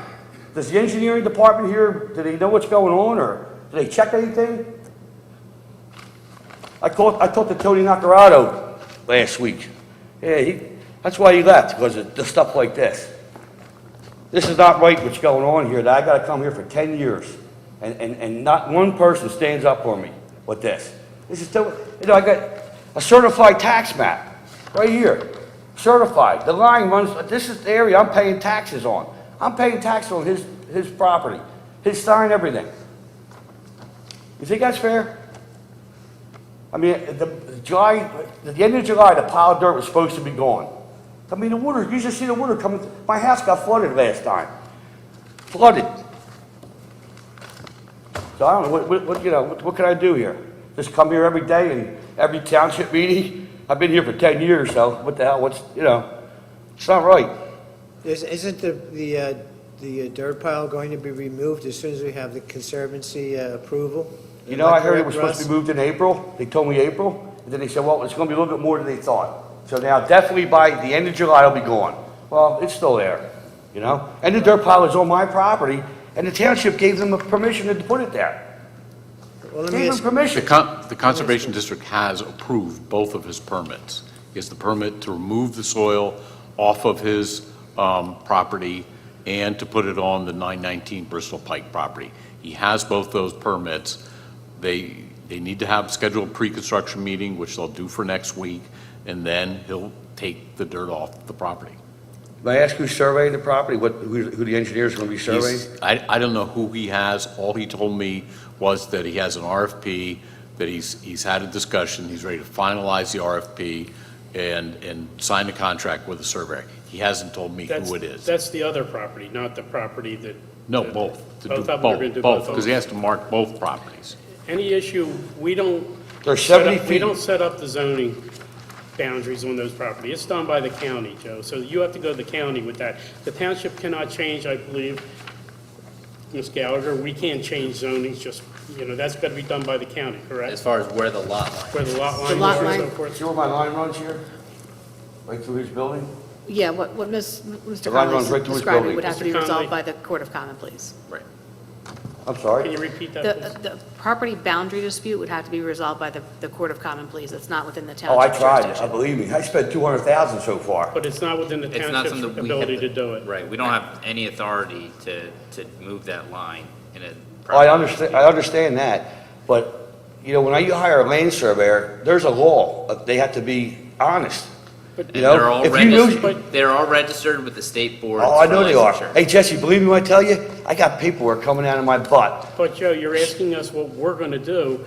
We can't do anything about it. It has to be done in the courts. It's not something that Bensalem can say, hey, you got to move this line, or you have to do this, you have to do that. Mm-hmm. It has to be done by you keep asking us, what are we going to do about it? Why It's they get a all the civil- fines? It's a civil, what fines, Joe? $7,000, the What erosion happened- What fine. happened with those $7,000 fines, Mr. Huh? Conley? You know what happened? What happened with them, I'm Mr. going to tell you what Conley? happened. Tell me. I'll tell you right now. Tell me, I'll tell you right now. tell me. I spent $7,000 and put this article in every zone. No, what happened, what Listen, happened with the every fines? zone. Mr. Conley, answer the And question. it backed you off, didn't it? Mr., what happened with the fines, Mr. Conley? You dropped them. Correct. Right. So you didn't pay, so you didn't pay $7,000. No, I didn't. I wasn't going to pay a nickel either. I wasn't going to pay a nickel. It's perfectly fine. Because but it was you're- bogus. You're standing there saying that you paid You $7,000. weaponized the justice system You against me. said you paid $7,000 in fines. You didn't. No, I The didn't. fines were I waived. paid $20,000 fighting the bogus fines, though. I can show you the receipts on that. Hired Robert Whitney. Okay. Okay, his office right across from Bucks County Courthouse. Okay. It's all connected, Joe. I understand all this. I I'm not a understand. politician, and Mr. I never want to Connolly, be. If you do have a problem with any of the land surveyors, you can file a complaint with the State Board of Licensure. It's and they coming, can Jesse, handle it. believe me, buddy, it's coming, man. Like I said, I got all, like Wilkerson, 28,000. Do you think that sounds high for a land survey? 28 grand? 7,500 Wilkerson, But that's not something that we as Tri-state this board engineering, have any Dynamic. authority over. surveying. This I hired 'em all. is a dispute between two neighbors, which is normally, You guys Resolved. keep saying that, I don't understand that, but you guys gave me permission to put the dirt pile there. No, we didn't. You didn't, I got it right Oh, here. that was back then. It was Holy Family. But you gave me permission. It was only supposed to be there for a short time. I understand that. I understand. And But that's you what gave we them approved. permission to put it there for a short time. Correct. Well, 15, 16 years later, I'm still fighting to get rid of this. Understood. And then I'm trying to hire lawyers, and they're charging me $670 an hour. Okay? We've got it to the point where the dirt was, we have the escrow for it, it's going to be removed. The conservation took almost a month or a little over a month to give the approvals to do it, so that put it behind. It's going to be done and it's going to be moved because enough is enough with what's going on. So it's all happening, and I understand it's not happening fast enough for me, it's not happening fast enough for you. I've been here a lot of But- years. But the goal is, we got to get it done and it's going to get done, Joe. Because I don't sleep right. This bothers me so bad. It eats me up so bad. You don't understand how bad this eats me up. I'm telling you. It really bothers me. And there ain't a day that don't go by. I don't care where I'm at. I tell them about how bad Salem is. How bad I'm getting screwed here. I do, Joe. Thank- And you know it too, bud. And Thank I know you know it. Thank you, Mr. Conley. Yeah, thank you. You want me to get out of here? Let's go. No, we have other people. But I that- we don't have- understand that. but I'm We have gonna other see you people next that week. want to address the board too, sir. Thank you. Have a great night. You do the same. Anyone else have any public comment?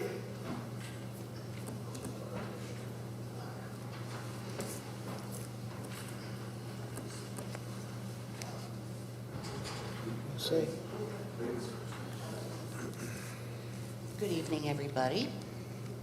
For those of you that don't know who I am, my name is Wendy Sadler. I live at the Regency Apartments in Bensalem. My apartment, my husband and I, our apartment was one of many that were affected by the flood that happened on July 12th. And I just want to take the time right now to publicly thank Jesse, Ed Tukmajian, who isn't here right now, and Val Ridge from the Bensalem Democratic Organization for their utmost kindness and coming to see not just my husband and I, but the residents of my apartment complex after what happened. I want to publicly thank them. They came completely out of sincere generosity, sincere wanting to help, no fanfare, no cameras, no nothing, to just see what they could try to do to help us out. And I want to publicly thank them for that, because from where I stand, they were the only ones that came to my apartment complex to see what was going on. And I just wanted to state that. I want to thank you guys. Thank you. Thank you, Ms. Settler.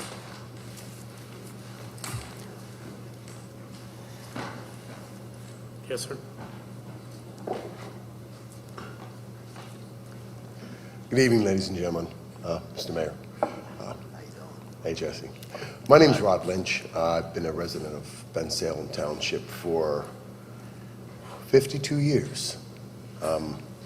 I grew up in Lincolnia and Concord Park, and my associate Greg Murphy and I, who lived in Bensalem for longer than I have, are a member of a grassroots organization that's based out of Concord Park in Lincolnia, which is called the Lincolnia Concord Park Historical Association. We have been assisting both neighborhoods with trying to work on things that will promote camaraderie in the neighborhood. And one of the things that we have been working on with the neighborhood is being able to work on and enjoy the park that is in the back of Lincolnia. That has become an issue as of October of 2020 because the bridge to be able to go over into the park has been damaged. We have been attempting to, since that time, determine what course of action to be taken in order to rectify that situation. We've asked several questions. We've gone to several folks within the township. And although they have been very receptive to our needs, we haven't really been able to gather anything material to allow us to talk to our constituents and to talk to the folks in the neighborhood about when this is going to be repaired. I think the biggest issue that has been raised is that there's no money, that the Parks and Recreation budget doesn't have any money. Now, I won't profess to know what the situation is there. I don't have a copy of the Parks and Recreation budget in front of me. I don't know how those funds are allocated. I don't know what exists from fiscal year to fiscal year. But what I can say is that I'm pretty sure that every resident in Concord Park and Lincolnia are tax-paying citizens and pay Bensalem taxes. And what we are looking to do is to formally place this on the agenda of the council and you, Mr. Mayor, to see if there can be some action taken. Please, absolutely.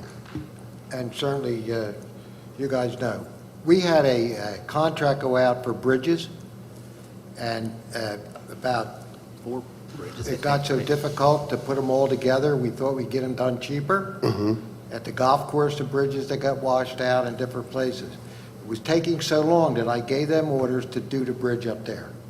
Now, bring me up to date where we are. I wanted to have that done by now. Bring me up to date on that. It's not a matter of money. Okay.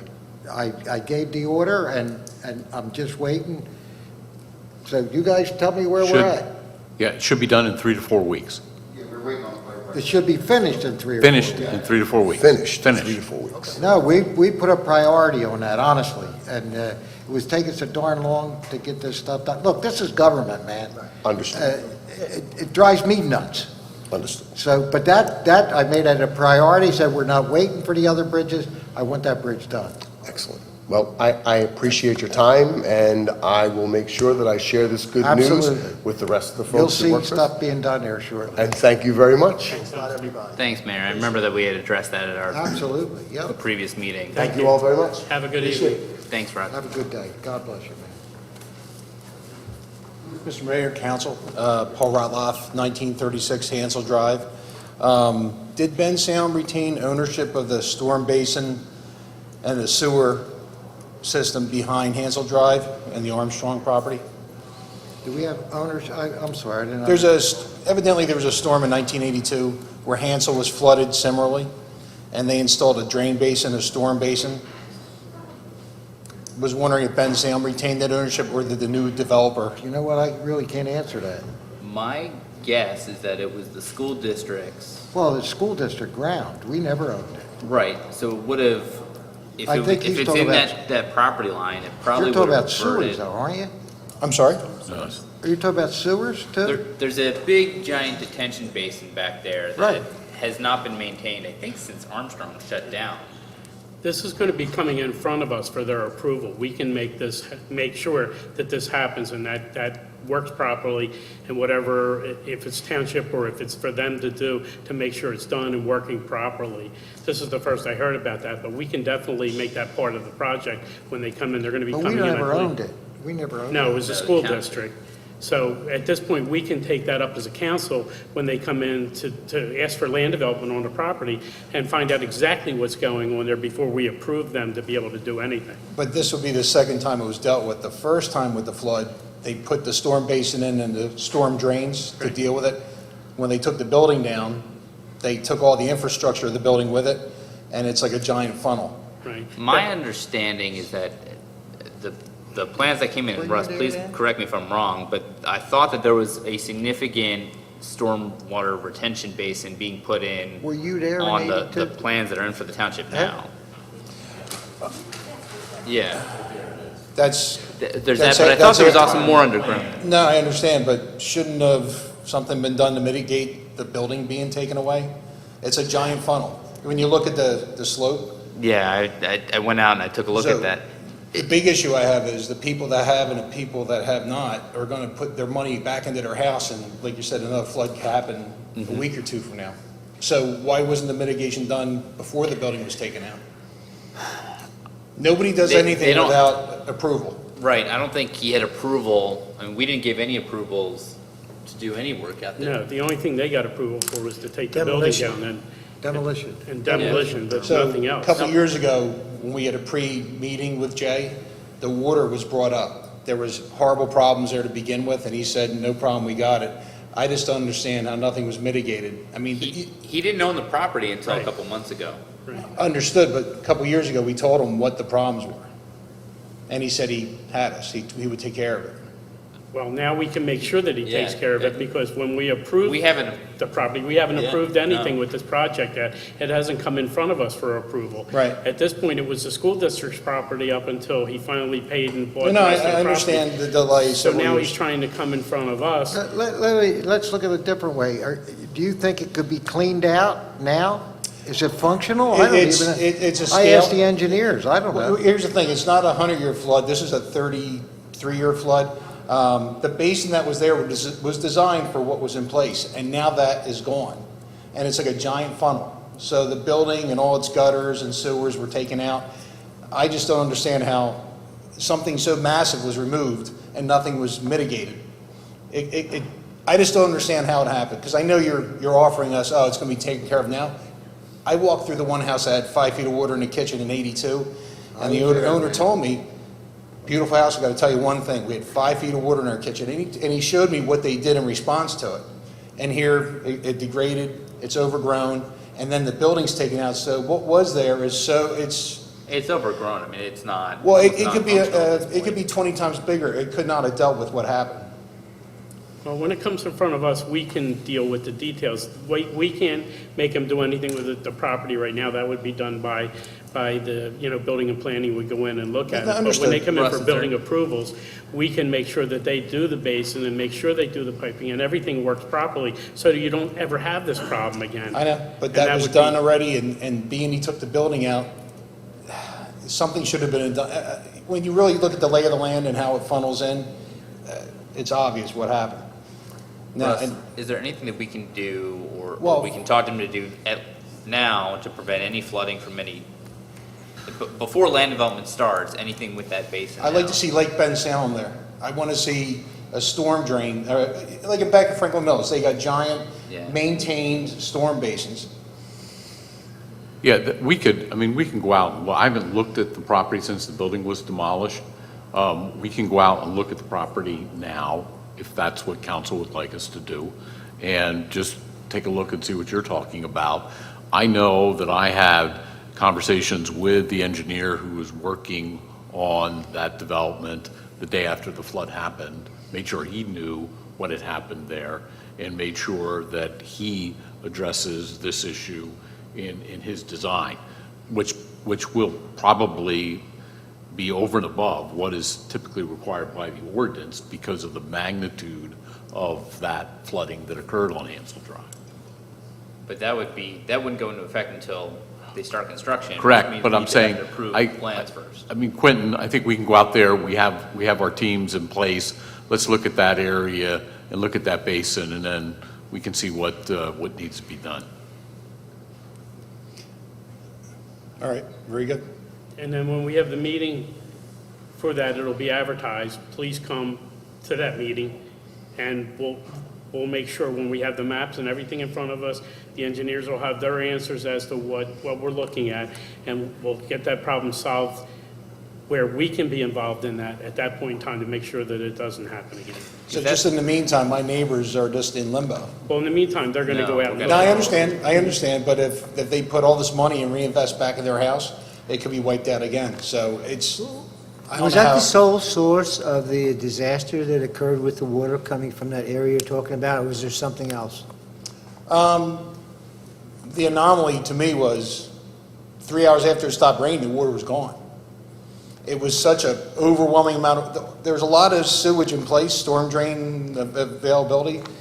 3 hours after it was done, it was gone. So the building disappearing is what caused the problem. I don't know anything, I'm a machinist, but it's a giant funnel when you look at the lay of the land, and now everybody would be, I don't know how they're gonna rebuild their houses if they could be destroyed again next week for another storm. Russ, would knocking that building down have added to it, or would it have increased the amount of impervious surface, or do we know anything about that? It's raised also. Yeah. When they were reclaiming all the concrete and everything, it's actually a larger. There's a slope to Yes. it.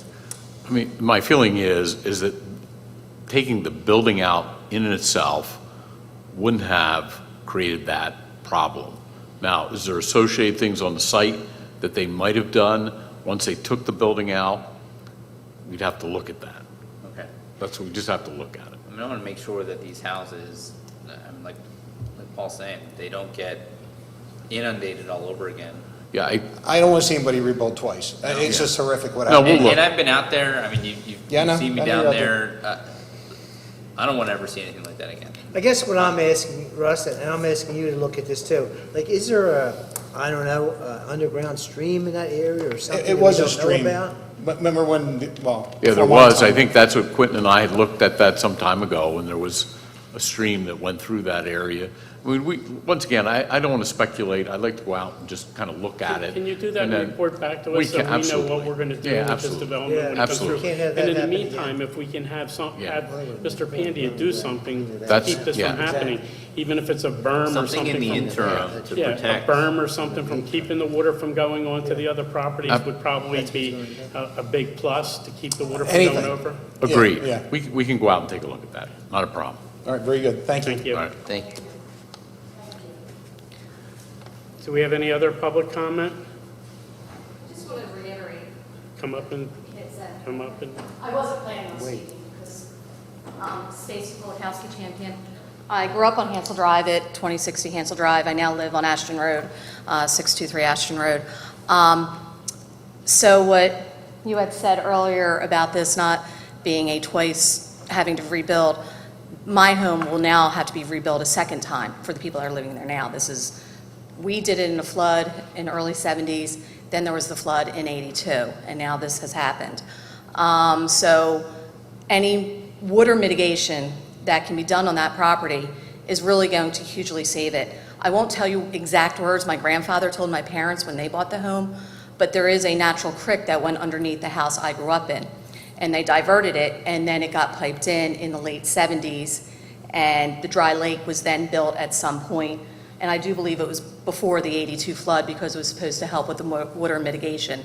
It did help with the flood in 82 because there was so much water. It came down so quickly. It was exactly reminiscent of what we had 2 weeks ago. It didn't rain anywhere else. We didn't have the internet for people to know. My family came home, and our home was pretty much flooded, and my brother and I were floating on the front lawn on things. So anything that can be done to help them is of the utmost, because I do not want to see this happen again. It was very difficult for me to walk through my childhood home and see a 7-foot watermark again. And I think it was much more drastic this time because in the 82 flood, we did not have our blacktop torn up. And the blacktop was torn up on the driveway, because the way the water had rushed over so much, she had said. It was just incredible. We had a few years. And it did go down very quickly for us, but there was another issue. There was a drainage issue up at the Wendy's parking lot back then. So it was gone in 20 minutes once my father cleaned out the drain. But, that helped move it along. But yes, it's horrible. And I don't want to see anybody ever have to go. It's one of my passions is Hansel Drive and the water on there. So, anything that we can have them do when this plan comes up to alleviate this, to make sure that they don't add to it. And I know that there is lots of, natural cricks that are in Bensalem that kind of spring up. I think the goal, Stacy, would be to get them to start working on it now. Either put up a berm or something to keep that water from going in, and then when the plan comes in, put something solid to say they won't have that That's problem again. I long-term, think yes, that's because the if way we to have a do it. hurricane, if we have, any sort of crazy storms before, we don't know how long it's going to take him to get through all of his approvals. Once, if and when it's, But if we what can take happens care here of it up from front, all the get other something, stuff. a temporary We need berm or short-term something. plan and a Short-term, long-term that would plan. be a We big need help. something short-term, because if he is adding to it, then he's taking the risk for these people. Yep. Thank you. Thanks. Anyone else? Seeing no one come forward, public comment is closed. We're going to go to other business. Mr. Mayor, do you have anything? Yeah, thank you, Mr. President. First, I'd like to say I appreciate the young lady coming out and giving credit that nobody was there. I have to tell you, the apartment complexes, we've worked with immediately to make sure that they could move the people. Fred, we made sure that they could take people out of their apartment, move them into another apartment without all the paperwork and red tape. So the lady was wrong. We've been at every apartment complex. I have personally been there. I can't tell you how many times I have been at Hansel Drive. I've been there every day that I could be there, and we're still going to work on that. But for somebody to come up here and say that we didn't do something on an apartment complex, it's a direct lie. I apologize, but I have to keep the record straight. We all up here work for everybody and try to get the job done. So I take that as an insult, because I didn't sleep for 2 days when this went on, just like everybody else, because we had to make sure that this township was safe, just like the rest of you did, just like everybody. So I don't want anybody coming up that we left anybody out. There isn't anybody. We begged people to come to us. We begged them. We went door to door. We sent people door to door to ask them, do you have a problem? Let us know, please, right away. So I just had to get that off my chest, because that bothers me, because we're a team.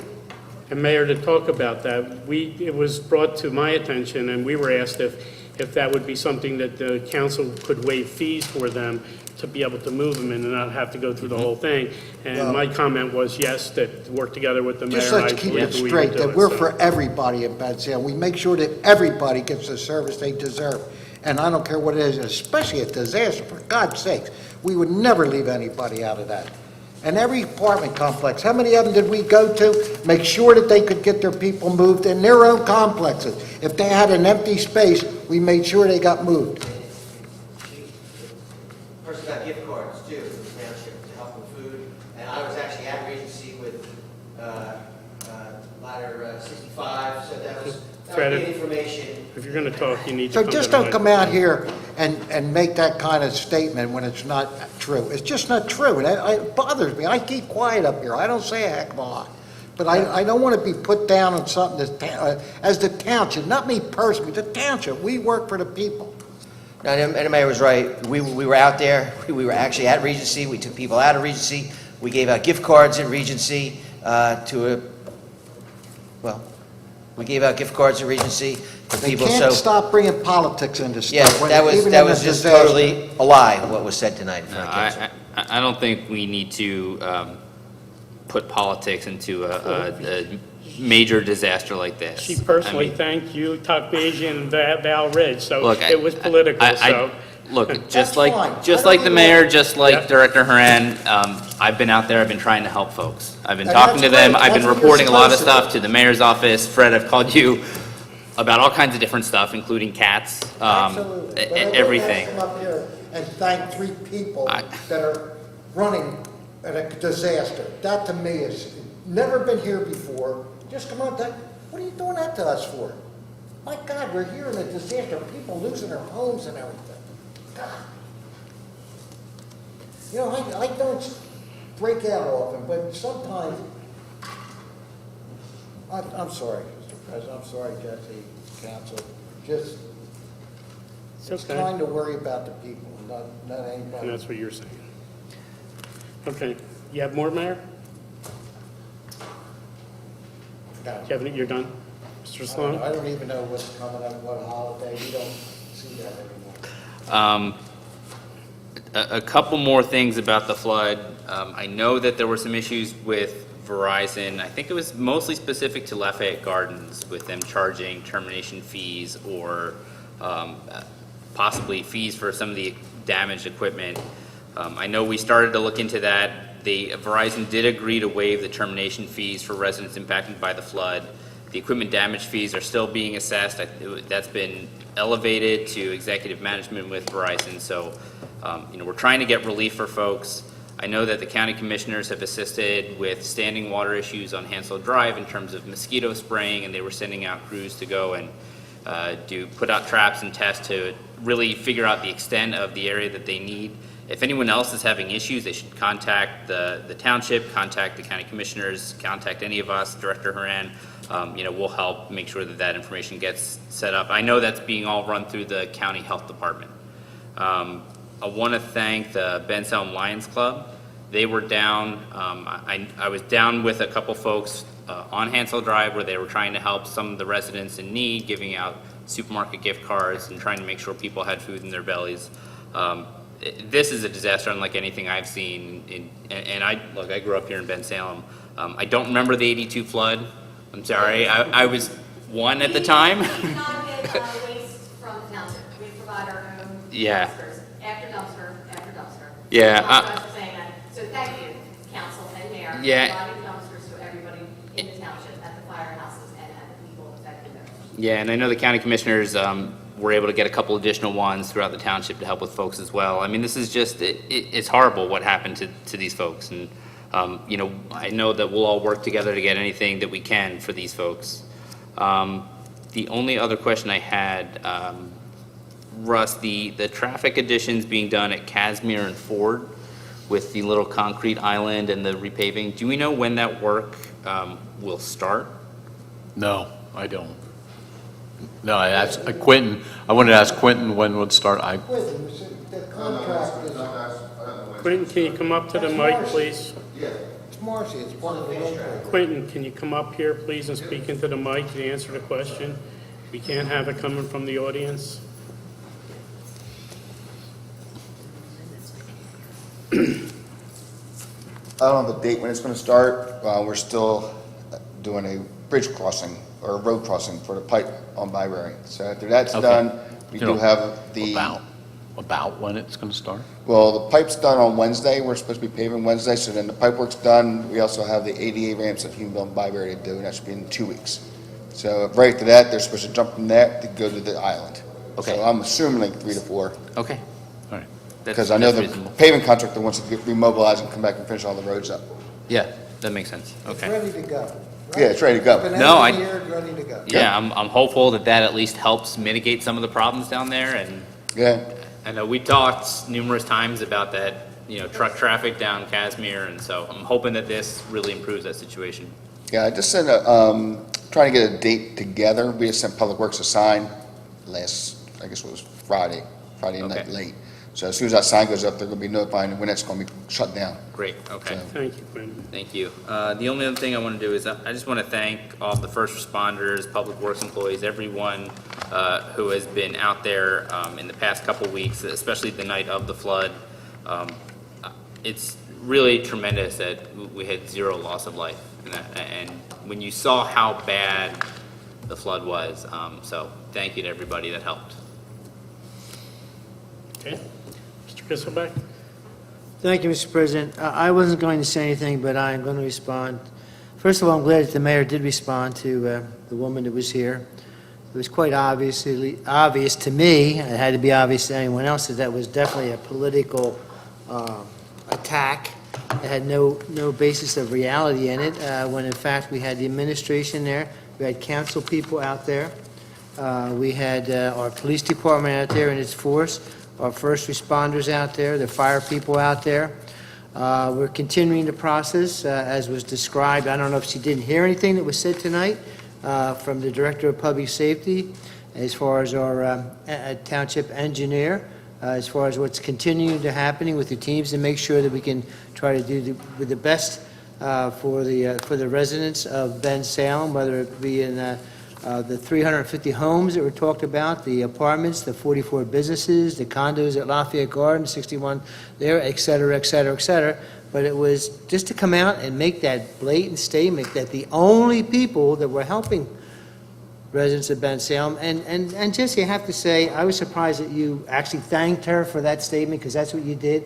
I was surprised, because that's not your nature. I So thank maybe she everybody caught you for off guard, coming too. forward and speaking their mind, whether I agree with it or not. So you thanked her for coming out, is what you're saying? Not for the Everybody's got a statements you right made. to voice their opinion. It's No, public no, comment. I'm saying to you, I was surprised that you thanked her for being here making a statement. That's what I just said. So I was surprised at that, just to make that statement to you. I've had people stand at that podium and insult me to my face, and I thank them as well. Well, I don't recall that, and I'll make note of that next So- time around. I don't think I recall that at all, to tell you the truth, but that's besides the point. Anyway, I was surprised at that, and regardless of what you say, I didn't say anything, and I wasn't intending to say anything, but you know it was a political statement. We know that it was a political statement because it so happened that the 3 people she mentioned were running for political office at this time. So the season has started already. I thought we'd at least get into August and into September. And like I said, I had no intention of saying anything, but I'm glad that the mayor responded. And again, nothing was heard from her. She didn't hear anything that was said from our Director of Public Safety earlier on, describing, and our engineer as to what's happening in Bensalem. That's all I have to say. Thank you, sir. Everything that had to be said is said. I'm not going to get into any more arguing and pointing fingers. Okay, that's, looking for a motion to adjourn. So moved. Do a second? We're adjourned.